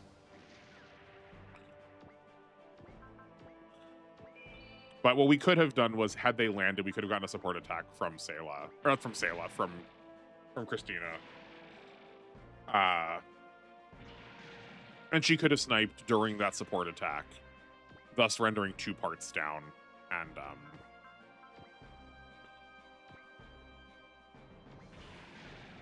that would have done it. But oh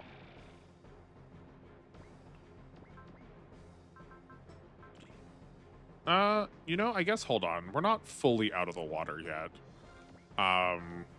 Here's another option. They're low enough. Does someone have mercy? No, Drat. We could have, if someone had, I don't even know if Mercy's in this game, but if we had Mercy, we could just like shoot these down low enough that maybe that would just do it. I guess the other question, like maybe there's a third person that has gotten sniped that I just didn't realize. Yeah, no. Okay. Well, that's a right darn shame. I like, theoretically we would try and like maneuver him off the base, but we already used a snipe.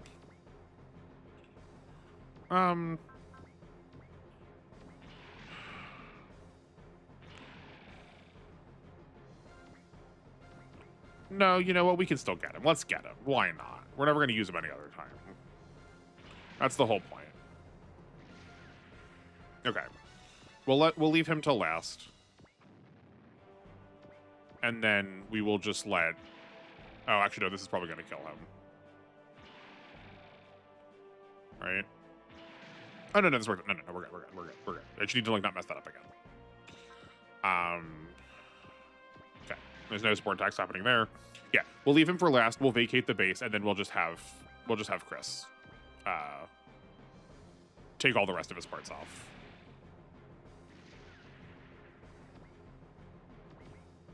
Yeah, like you come up here. Nope. Well, never mind. The buttons were sticky. That's a shame. Yeah, it was answered for us. I keep going back and forth. That last time was not by my own choice.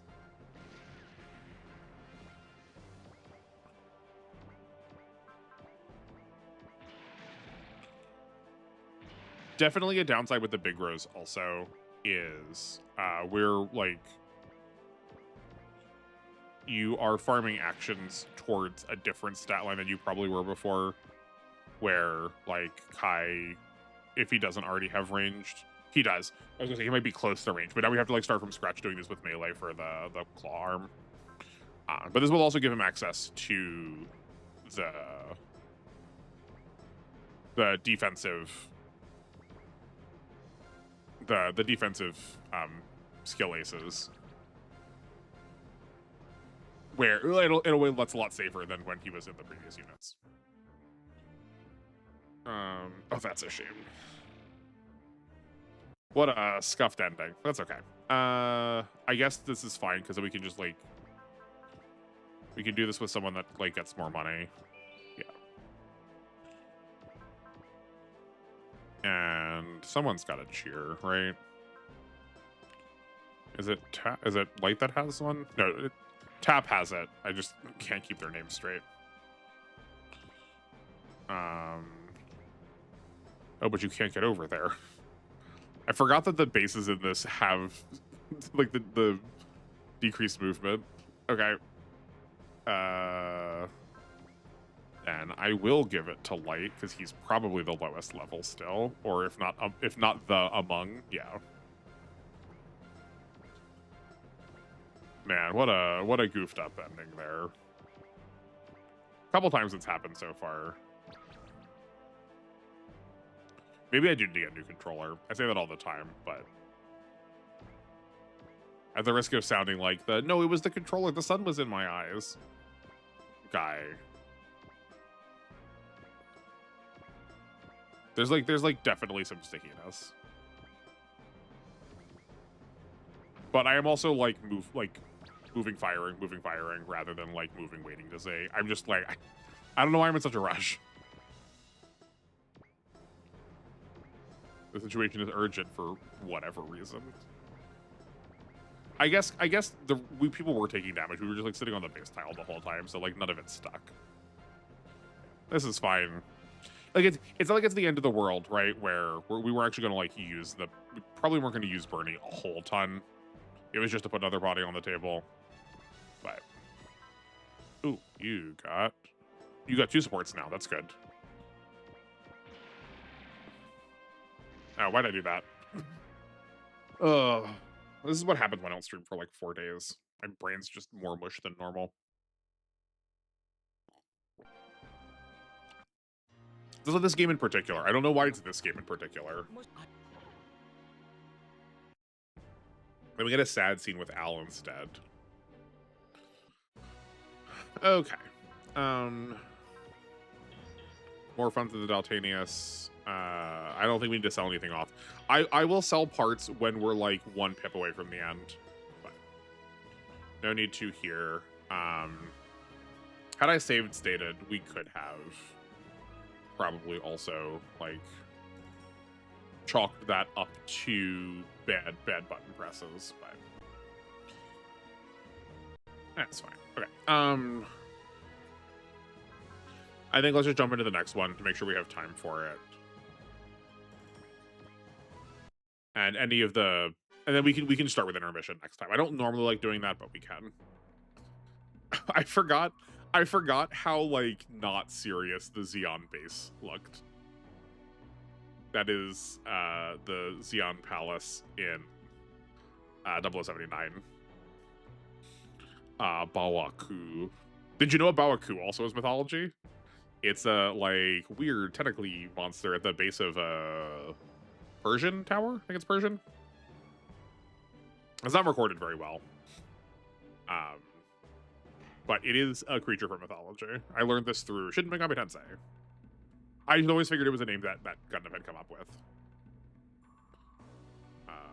Oh, do we get to go to Solomon now? We're really doing almost the entirety of the 0079 plot. Yeah, we are in Solomon. Okay, cool. I hope the Big Zam is hard. I don't remember if it is, but I hope it is. Oh, we're in space again. Hold on. No, we're in space again. I messed it up. That's fine. We should be switching Mikkel to another big row. This will teach me to rush. Not that I would have known that, though, from, like, just what it was saying. Yeah, you know what? Because of that, I'll switch it back. We could do it. I gotta learn to do that during the, let's stay here. I gotta learn to do that during, that we can do preps from the deployment menu. I'm like used to not being able to. I'm used to not being able to do that just in general, that you can't queue it from there, but B, needing to because of like so many of the force deployeds. Like the fact that we can't interact with force deployeds during that preps menu has just like conditioned me to try and do all of it beforehand. I don't know. I don't understand why you couldn't if you haven't taken a turn yet. Like in that last scenario where we had already used Amuro and Chris, like totally that makes sense why you can't use them. Why you can't interact with them during an intermission. But if you're just dropping someone onto the map, like in the case of the scenario, not that we are seeing that, but like I guess here, like we would be able to interact with the white base at all during preps. I don't know why we shouldn't be able to. I know I could have done out of preps, but I want to do it deliberately in preps, just like quote as practice.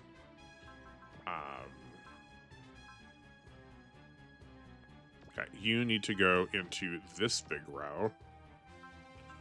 Then your big row needs to grab the booster off of the hover tank.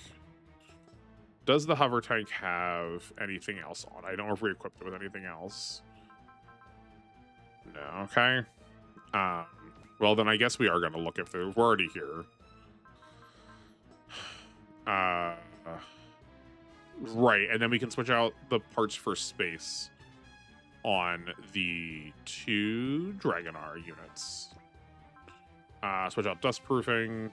There's a lot of dust in space, I'm sure, but we don't need to be coded about it. No, we're not gonna follow that. We're not gonna follow up on that one.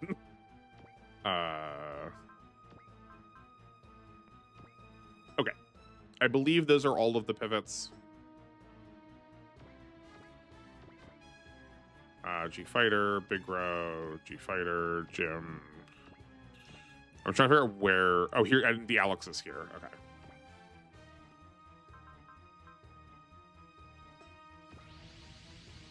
Okay. Man, I forgot how long this game is to try and get us to do all of 0079 and then the rest of the plots from the other shows. But I guess it's easier when you have a lot of super shows that are like Robot of the like Monster of the Week plot oriented.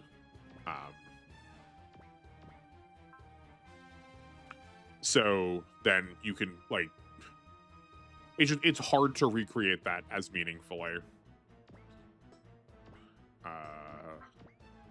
But yeah, see, really, like we don't have Eleanor with us because we're not in the hover tank. He can only pilot the hover tank.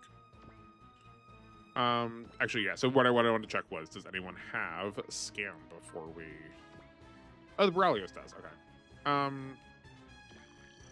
Yeah, I guess we should use. I was gonna say we're gonna like lose out on probably a flash, but like that's what we need to be using it. So then we can make that cheaper. We'll do it at the end though, so we can like jump to it faster. And then we can follow. And then yeah, so for learning about the damage formula, I think the thing that's also like the next most confounding element to it is going to be like when things happen, like does morale get applied to just your damage? Does it get applied like what stats does it get applied to? Because that's not consistent across games. It's close, but like some things end up falling at weird points, which like make them more or less valuable. The earlier into the equation you get it, the better. Actually, sorry, no. On either end of the equation you get it, the better. If you want to like tack on 30 extra like dodge chance, slap that on at the end. But if you go like it gets plus 20% like final damage, I would much rather you give me that modifier in with my stats. It usually ends up working out better that way. But when I've tried to find it in the past, like tried to find this information in the past, I end up also sort of like idolizing some of the weaker pilots, which is also kind of part of the reason why I came to this challenge too. It ends up being Hayato a lot because he tends to just like not have anything really going on for him. I think in this game he's got a couple of hold on, where is he? What? Did we just like not forget to deploy him?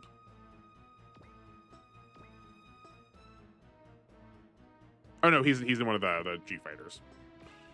Sorry, I forgot that for a second.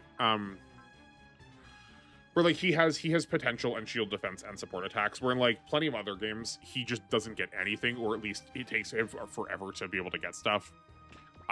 So he's like kind of a favorite of mine now, just because it's really easy to like. Oh yeah, sorry. I guess the reason why This feels really obvious to me, but if you're not used to thinking about games this way, then maybe it's not. So like, let me try to remember to like talk about this stuff too. I'm not doing this by looking at the code because A, I don't know how to, and B, I'm not sure like we collectively know how to. I know you can do it with other games. Like I've pulled apart the code in other games, and I've used that same process to pull it apart for some of these. But the results I get are not the results it says I should be getting. And following those same steps with other games does produce the results they say they are getting. So I think there's some things that are like kind of weird how these got produced. So I'm just doing this artificial, like I'm doing the quote artificially. I'm doing it like backwards. I'm just trying to like reverse engineer it through what I'm seeing. So then to like make that as easy as possible, I try to remove as many variables as possible. So like cut out extra damage from potential. Normally doesn't do damage, but who knows? Cut out all the rivalry bonuses. Typically those do damage, but like still you should cut them, especially then cut them out. I usually assume that medium is average. That was only one attack. Don't blow up. Oh, well, I got some more. Oh right, cramp. I forgot the Haman is still kicking around here. She should be long. Her and the black Tri-Star should be long out of here. Okay, remember to use the Borrelios last again to use its scans first.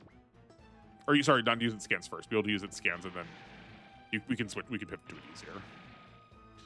I do think we kind of want to try and gun for Solomon. Yeah, I figured it was probably gonna have some healing terrain to it.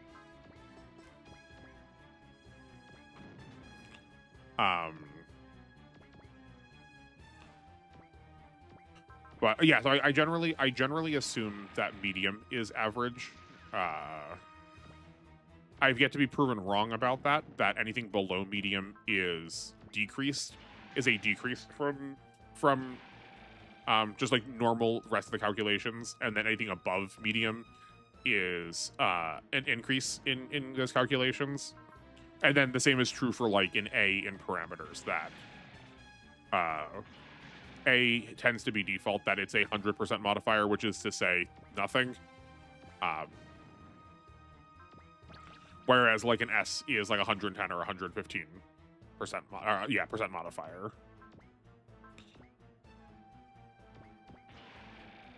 If people are interested, I'm happy to like do that kind of stuff on stream. I just suspect that it probably wouldn't be that interesting to people. I don't like care about the like, oh no, my stream's losing views. I just like, in terms of literally how much time I have during the day or during the week, or like that y'all have to watch, right? Like you don't have an endless amount of time. Like please exist outside watching my videos. There's only so much we can get done, and like let's get done the things that people actually want to say. But I would happily do that kind of stuff on stream. It just probably means you're going to get a much more Austin's talking like this sometimes, because I'm gonna like be thinking to myself or like trying to do math in my head, and I won't be able to like break away or like stop concentrating to read chat, or to like try and have some of these like more deliberate digressions. I can talk about it after the fact. It won't be that dissimilar to the nuts and bolts episodes in R. It's just not going to have like, you know, it's still going to have the like hour and a half that I also spent between some of those takes not cut out.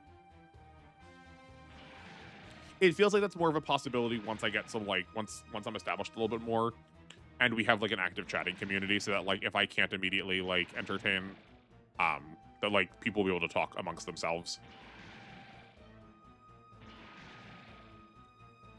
But like I don't think I'm probably anybody's primary screen content. This feels very second screen content, kind of. So maybe it won't be actually that big of a deal, so you can just pay attention to whatever else is you're doing at the time. Ooh, speaking of a chatter, hello, someone has joined me. Welcome in. I hope you're having a good day. We are playing Super Robot Wars GC. we are just assaulting Solomon. We're just beginning the attack of Solomon, and we are only using we're using the not heroes of the day.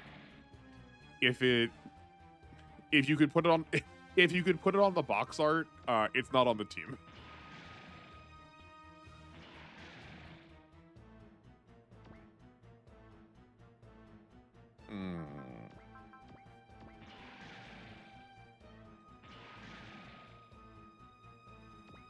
If you feel like sharing, and you're also not one of my regulars, and you'll chime in a second.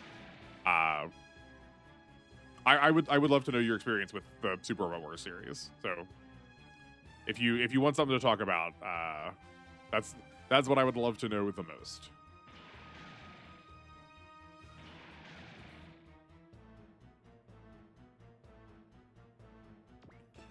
Okay. I don't think we have to protect this, or at least I hope not. No, I think I don't know if that counts. Actually, you know what? Let's try and protect it. What's the worst that happens?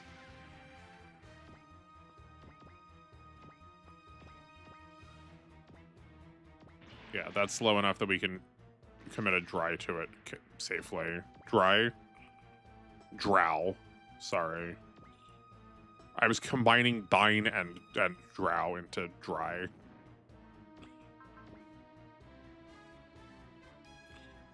Okay, goodbye.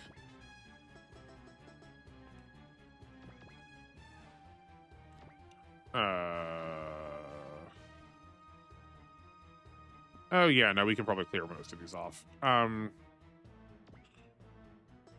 It's just figuring out what we're gonna do about that Musai then. I think let's leave the white base forward. That seems fine. Yeah, we'll try and clean up these DOMs as we're leaving. So like this drow. No, this is a dine. Can like come down here and attack like this. I'm sorry, do you not have a support attack? Still? Okay. We'll get one off the Borrelios.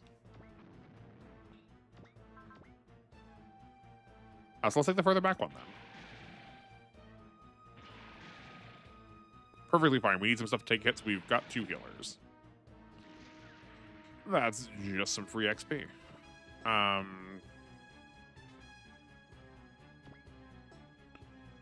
I guess we can leave the... I was gonna say, we guess we can leave the sniper here. Which is true. Can Sayla can attack something? Okay, so we'll leave the sniper here to... We'll leave the sniper there to deal with it. The other Dom. We don't have any support attacks because the gunpei used it already, but the sniper is stupid, so we'll be fine. Though I guess the gunpei probably could have also made that attack pretty safely and then post-movement did away. Can the Atlas land any of these? No. How about the Borrelios? No. So maybe we aren't finishing off maybe we aren't going to attack the Musai this turn. That could be a next turn problem.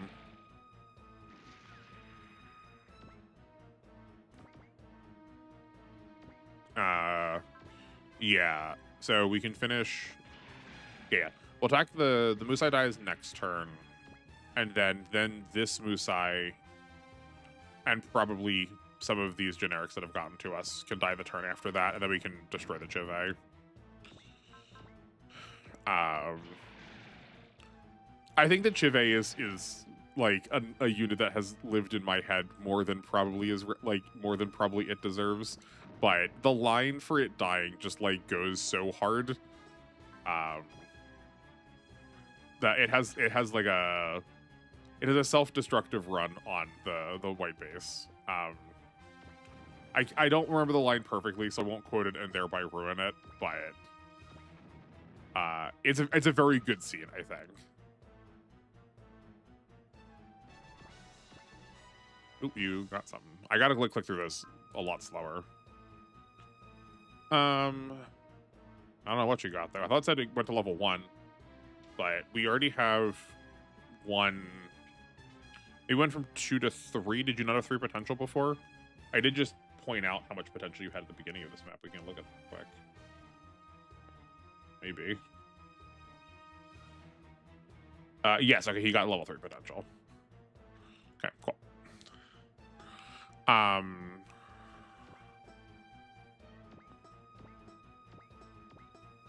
But I did really like when Gundam had a, like, very grounded approach to combat. That, like, it felt like resources were being expended in those fights.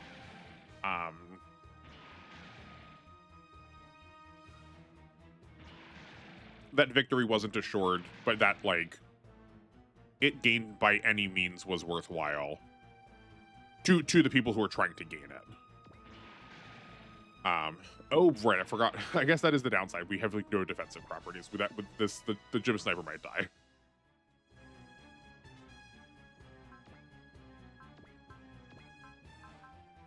Yeah, I think I maybe left this. I think I left it for dead. Whoops. No, we're fine. Totally fine. Can we? Doza, what do you want? Oh, we're doing all of Solomon now. Okay. We'll see if we actually get through all of Solomon today. I figured these were gonna be 2 separate scenarios. Cool. Okay. So I guess let's do the usual stuff here, where we'll save the Borrelios for the end or close to the end so we can scan the rest of these. Then we'll talk about what's going on up there.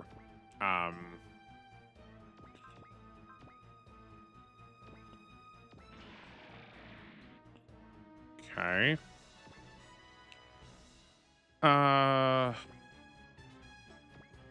You've got a repair kit on. Oh, you also have a full heal. Never mind. We'll just full heal you with yourself.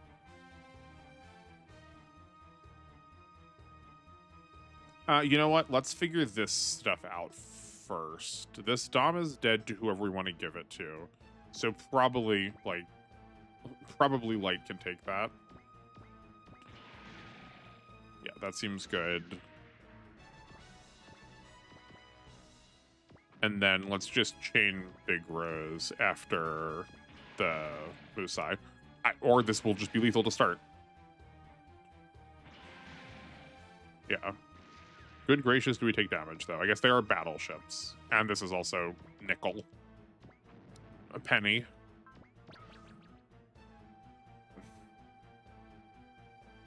Start calling him quarter. Is this in range? Oh, this is. And we can get a snipe off of the Gundam.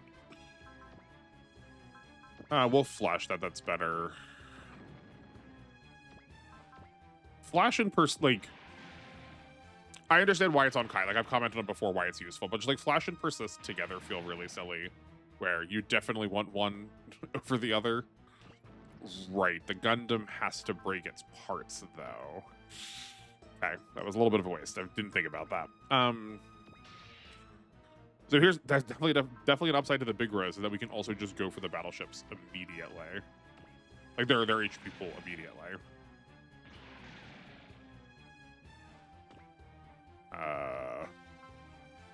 Which for us is a much bigger deal, seeing as we don't have a lot of big stuff. Okay.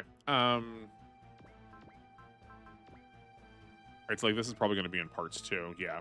That's fine though. I don't mind making it a little bit less accurate.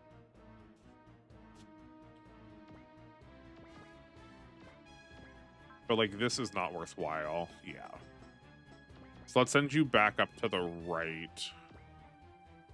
We'll pull the sniper back down to keep it safe, so we don't have a repeat of last turn, but then also just like worse. Yeah,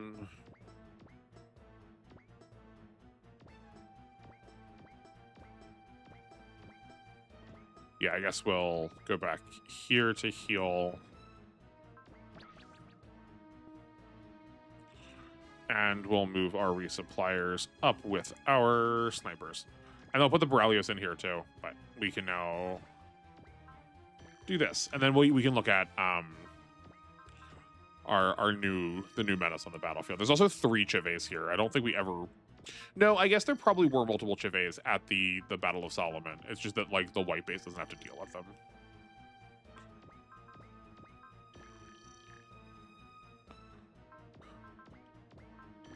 Maybe there's some nostalgia talking here, but I do really want more games in the style of how the old PS2 Gundam games were.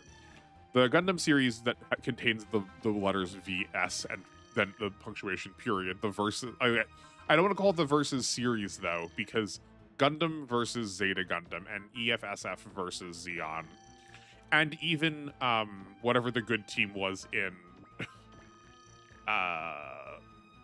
Seed versus Zaft are technically part of the same series, but they have such different feels, and not just game feels. Like they do play considerably differently. Sick. Okay, great. We're now down to the 0 cost and scans. We don't need to bother doing that anymore. Good. That's what we wanted. I just want more games like that, or like give me more games like Encounters in Space, please. Encounters in Space was such a good game, and I was thinking that it captures the feeling of the Battle of Solomon really well. It's an on rails. It's like it's not literally a light gun game. Like you can use your controller for it, like a regular like Joy-Con or DualShock controller, not Joy-Con. But it plays like an on rails light gun game. And there's so many different little things you can do in the Battle of Solomon. There's only like 1 or 2 different routes. There's like 5 or 6 different like route tree decisions, and you can like mix and match and combine them together. It's like it's very good. It has a good feeling of the chaos of war. Okay, let's take a look at the Big Zam. Its only part is legs. You'll see why in a second if you've not looked at it before. It's just legs. It's all leggy. Every day is leg day for him. The Big Zam is a menace. In universe, it kills a lot of people, not the least of which are some named pilots. Ooh, sorry, I had to readjust. But the reason it's terrifying is it's like one of the first robots that's like actually designed to fight robots. It has a beam coat, which you can see down here. It says Beam Koto L. And that'll block from beam attacks. I have not seen, other than in this game, a barrier referred to as size like large or small. So I wonder what the difference is here. But at least in universe, it's not that it reduces the like damage from beams, it just like fully absorbs all of them. So we're probably going to need to figure out a different way to hurt it. If we can get it off Solomon, that would be ideal, because getting its restoration would also be obnoxious. It's got a dual sensor on. It's got a solar panel, which is going to restore its energy, which is also really annoying. Has spare parts and a propellant tank. Okay. Like, this feels like a boss. This feels like I've got to like think about what I want to try and do with it. Get it off Solomon. Like, it's going to have a ton of energy to try and chunk through. Everything is ranged. We've got a map version of that same attack. But it's a big attack is like decently costly. We can probably run this out somewhat quickly, right? We're going to be using 1, 2, 3, 4, 5, 6, 7, 8, 9, 8. It can only use 7 of these in one turn. We have more than 7 units. So as long as we can keep it off of Solomon, we get through its propellant tank. It's going to be restoring some energy every turn, but we can like definitely make this thing ineffectual. Then it'll just be down to this claw, but that's only got 6 ammo. So yeah, I think we probably will see it be depleted of attacks first before we actually like finish it off though. And what's Dozel got? He is one of the Zabi family. The Zabi family are like the ruling power of Xeon in 0079. He 5 levels of potential shield defense. Surely this doesn't have a shield, right? Yeah, no, it doesn't. 2 levels of leadership and support. Okay.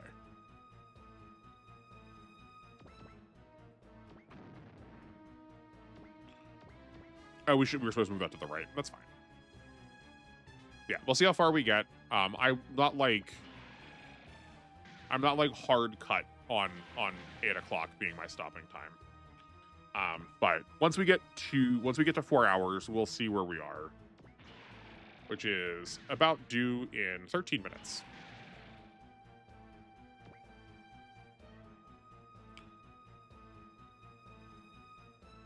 I think Dozel's going to take a little bit to actually get through.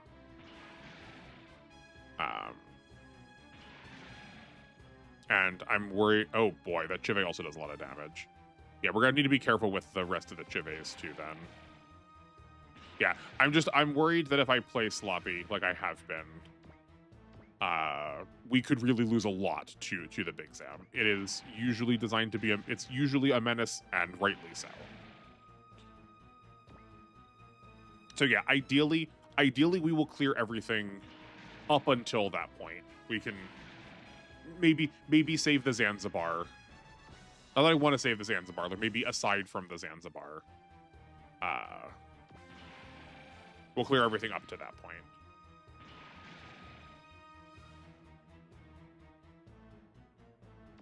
Oh, okay. We might need to hit the parts of the Chive to actually, like, get us to take that down, because the big rows are taking a lot of time. Oh, these aren't just regular DOMs. These are the Black Tri-Stars. I should have looked at that for parts. Has any one of these games done all of the menuing, like, perfectly? I know this is, like, literally my fault because I wasn't looking at it, but, like, that kind of stuff I want to, like, pop up down at the bottom to, like, show me that the Black Tri-Stars are down there. There's, like, half a screen on the bottom that you haven't used either. Like, show me that I have, like, a real pilot on it. There's always something that's, like, goofed up. Oh, bud, come on. If I have to save you, that can't be the action. We can't heal them. Right, look. Oh, no, we are allowed to heal it? Oh, never mind. Okay.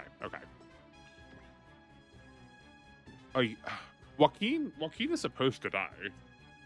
Hopefully we don't have to save him. I guess let's hold on. We'll fork our save here. And we can find out whether he counts as one of our battleships or not.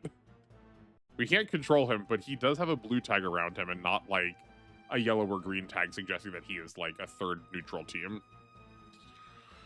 Okay, so, like, we could be using stuff like cheer. Who else has cheers? Ryu and Light. Oh, no, we can't cheer him because that's only on our team, but we are allowed to, like, repair him. Interesting.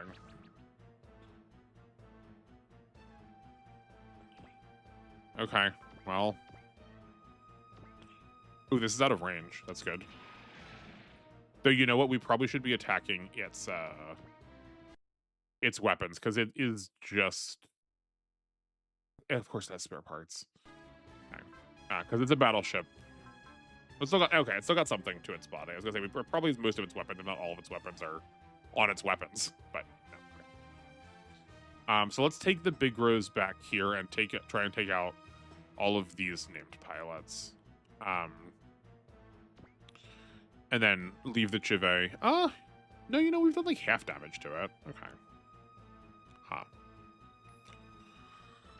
We got a couple of fronts we're fighting on right now, and I don't love that.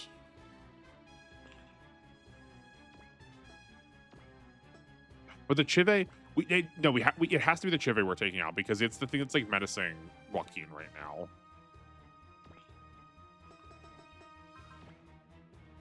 Maybe I'm too concerned with breaking its weapons and not the fact that we can like probably run it out of its resources. Yeah, like we can probably run it out of its energy pretty quickly. And then we can't run it out of the two main cannons, but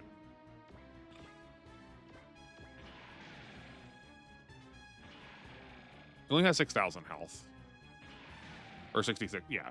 Right, he's only got 4,000 left. Even less.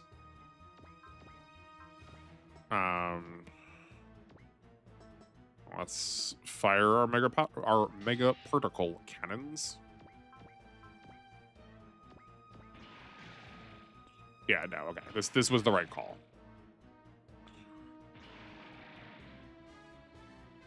Oh, I didn't expect him to go down this stack. Okay, I was gonna say we should probably cheer the last big row, but that's okay. Would have been a full level. That's fine. Yo, dodge skill. That's rather relevant. Okay. Then who can we hit? We can hit one of these black tri-stars. And how about you have some accuracy? We're not going to worry about funds so much. We just need things to go down.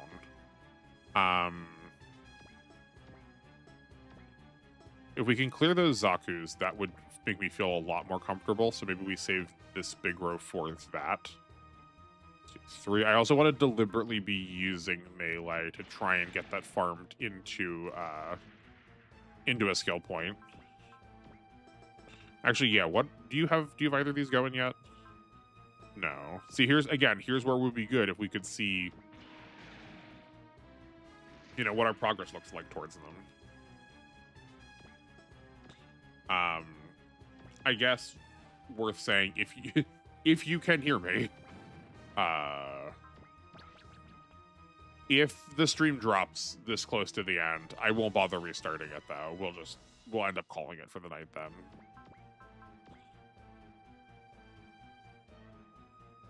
Because all of them are in a group, we can't hit any of them. Okay. Without triggering the support. Without triggering supports. Okay, there's that.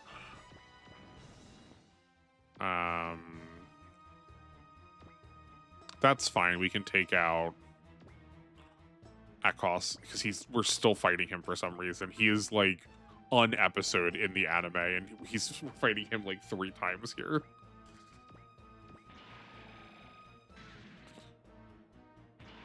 Don't be dead. Okay, good.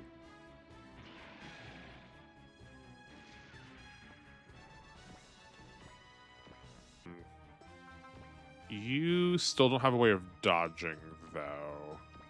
You got 5,800 HP. I imagine you can probably survive from here. Right, attack like this. This gets broken. The white base, even better. The white base chips in, and then should be able to finish off now. Oh, drat, you have 2 supports. Yeah. Okay, that's fine. Slightly imperfect. It'll do. You know what? We're gonna repair kit here now to keep our parts. I didn't do this before, and it cost me. So let's do that and start working on the Zanzibar. That's 4 turns away from death at just the rate of the white base, but we have big grows now, so a little bit more efficient. Oh, beautiful that you were not going after the battleship, though. I did not realize how damaged that big row was. That was probably one of the ones that took a like main cannon shot off of the Chive.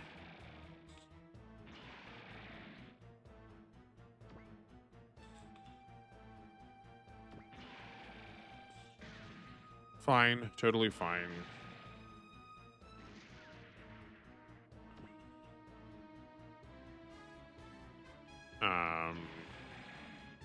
Oh, because you're gonna be attacking those parts anyway. We might need to toss the big rows into the white base, though, to heal them. Which I don't think would be the worst thing in the world. It saves us a little bit. It saves us a few resources. We should check the Chives out to make sure that we don't have, like, anything serious going on with them, too. Okay. I think we can take out Hammond this upcoming turn.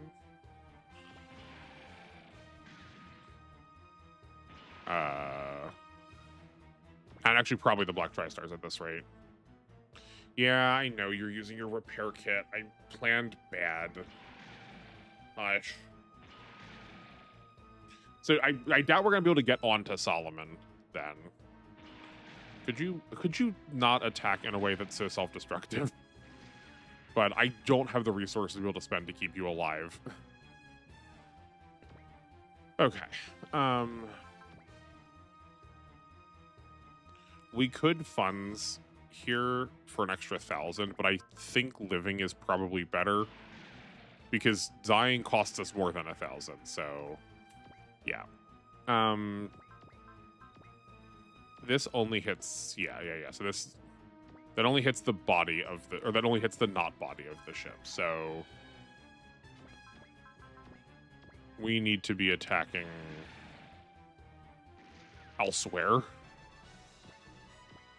I believe we can still make an attack, yeah, on this Zaku. That still keeps you relevant. Okay. Michael. Michelin Star is the one that's hurt. What's Ryu in now? Okay, let's start tossing these around. Probably just one of those is fine, actually, yeah. Because then we can have Sanders be the one to weaken the Zanzibar. Right, he can come here, make this melee attack. We need it down to like 30. As close to 3,000 is going to be comfortable. Okay, no, we need 2 of these. That's a shame. Okay, then let's have... You already have flash on?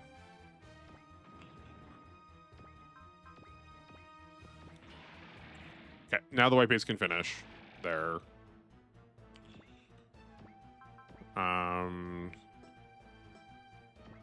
Bright's 22, Hammond's 22. I suppose if we have one up, though I don't think we do. We could offer... No, we do somewhere. Oh, the gun... I did not realize that the Gunpa got a cheer. This is probably worthwhile. Get you out of here. That feels considerably safer. We also don't mind taking our time because it's gonna... If there is a turn count that a second support, cool, good. If there is a turn count when Bizzle moves, we're gonna find it at this rate, which is kind of what we are hoping for. It's already kind of a defensive monster, and leaving it on terrain is only going to further that point. Oh, you know what? He can't move. Not just because of his engine being destroyed, but I think that's what the, like, crashing out kind of visual was trying to tell us. So what do you bet if we can just, like, keep everything forward? We don't have to keep healing him, and he won't keep making these, like, really self-destructive attacks because there just won't be anything in his range. That also was not how we should have ended there.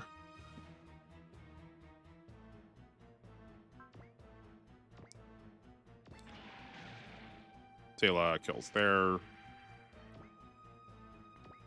I think I will still heal him for one more turn, though, just to be safe. Because the Doms will still keep coming in.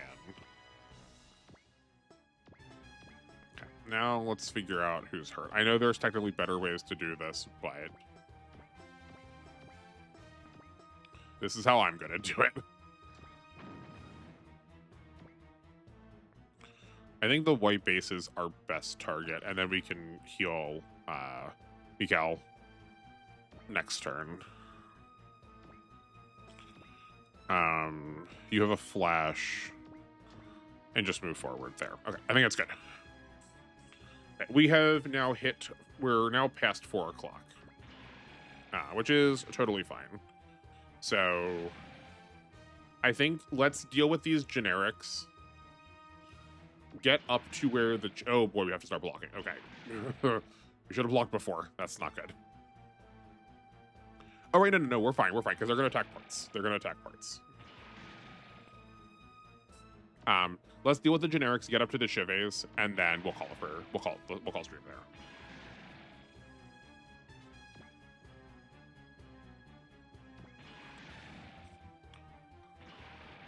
Yeah, I think the biggers all need to go back in the white base after dealing with this wave.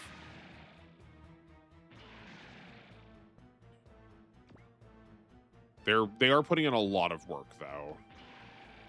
I was concerned about how, like, overwhelming they were going to feel, but given the, like, way these scenarios are going, I don't know if they say, I wouldn't call them mandatory, but I'm not quite sure what would happen if I didn't have them. Stop doing that. Please stop doing that. Oh man. Okay.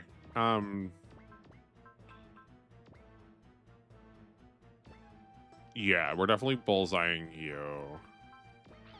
Yes, I probably we'll call it after this turn.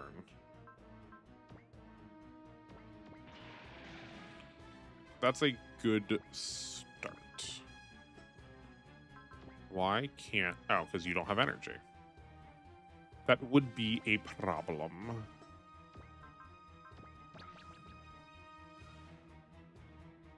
We can start moving the snipers. The other... Yeah, we can start moving the, like, ground Gundams in. Because you're not doing anything from back here. Yeah, no, you are not. But you can do something from here. Oh, man, why is our accuracy is, like, become... Our accuracy is suddenly atrocious. Oh, because it's also a main character. Okay. Takwon. Oh yeah, here's the W I was talking about before. Oh, yeah, and saying Takwon out loud sounds way closer to how I remember his name being. I just like looked at it quickly, read that as a U, and fully did not parse that that was not correct. We're gonna put a wall up. It's not our best defensive spear, but it's the only one Karen has, and I'm worried that because he is a boss, he's gonna do like more than 4K. Oh no, okay, he did not do a lot. Okay. Here's where we should have used a focus with Sayla, not a fortune, but that's fine. I guess we will try to feed her Takwon. Because that will be 4,000. Great. Feeling good. Oh yeah, okay. We'll move a little bit up with the Gunpa to still be aligned with the Gunpa.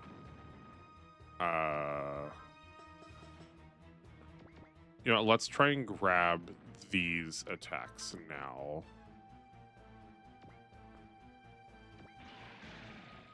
We want to take out the Vertigo. That's not correct. Big Rose. ASAP. Because the Doms can die on enemy phase perfectly comfortably. But yeah, that's what I was waiting for. So like we can have the Drow come up and finish this off. 1, 2, 3, 4, 5. More than safely. All right, like that's a nice comfy kill.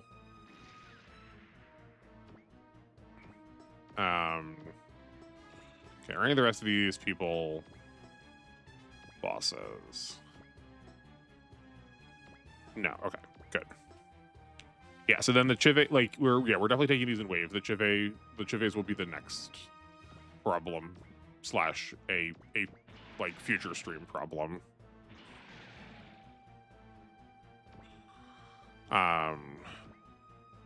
And then at that point, hopefully we'll have like wrested Dozel from on top of Solomon.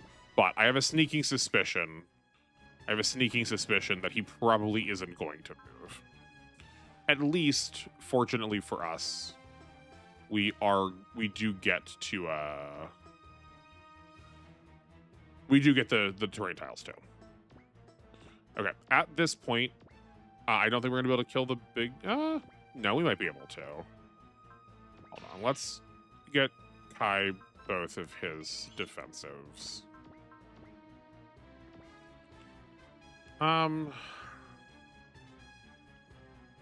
We'll try it. Let's try it. Ooh, that's not good. Okay. I don't think we should have tried it. We'll just have you finish off one of the Doms. Yeah.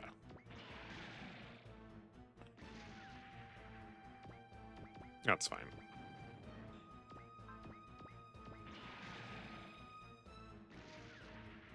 The Atlas does some respectable damage with only 2 points of damage in. I forget. I look at the number and go, you're only increasing by 100. I don't think that's, or I was gonna say by 50, but I think it is 100 in this game, which is like not nothing. But I always expect that to translate to less damage. But like, you get so much morale in this game that it ends up translating to a lot more. Interesting that they have the chivies broken up for movement order, even though like none of them are bosses. But honestly, that's preferable. You took so long to destroy their weapons. Oh no, he does move. Okay. But come on, you gotta...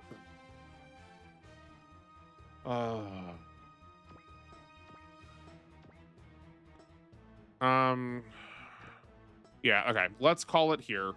I know it's like kind of cliffhangery of me, but I don't like we're gonna probably be here another like a half hour to an hour to do with this. So yeah, we'll stop here.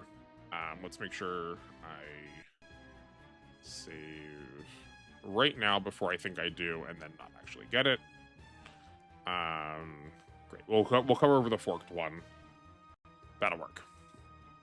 Great. Well, thank you everyone so much for watching. If this is your speed and you are watching in the VODs, you can expect this back every Monday until we're finished. Monday's going to be our like challenge, goofy, not news stuff, but not LTC stuff days. And then I will be back again live the same time on Thursday for more Y. We're still off on Friday because that would have been the normal Friday we were off. And then we're back onto our normal schedule from then going on. And then back to Sunday for Y again. And that's what the rest of the week is looking like for me.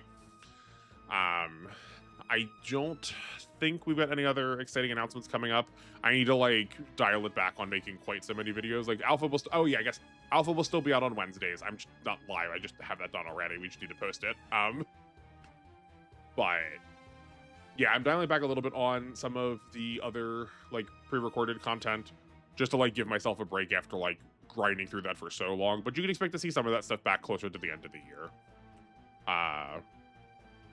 But other than that, that will do it for me. Thank you everyone so much for watching. I really appreciate you being here.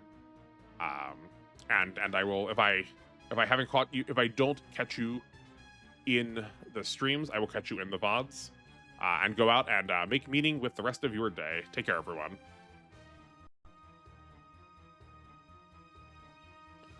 Oh boy.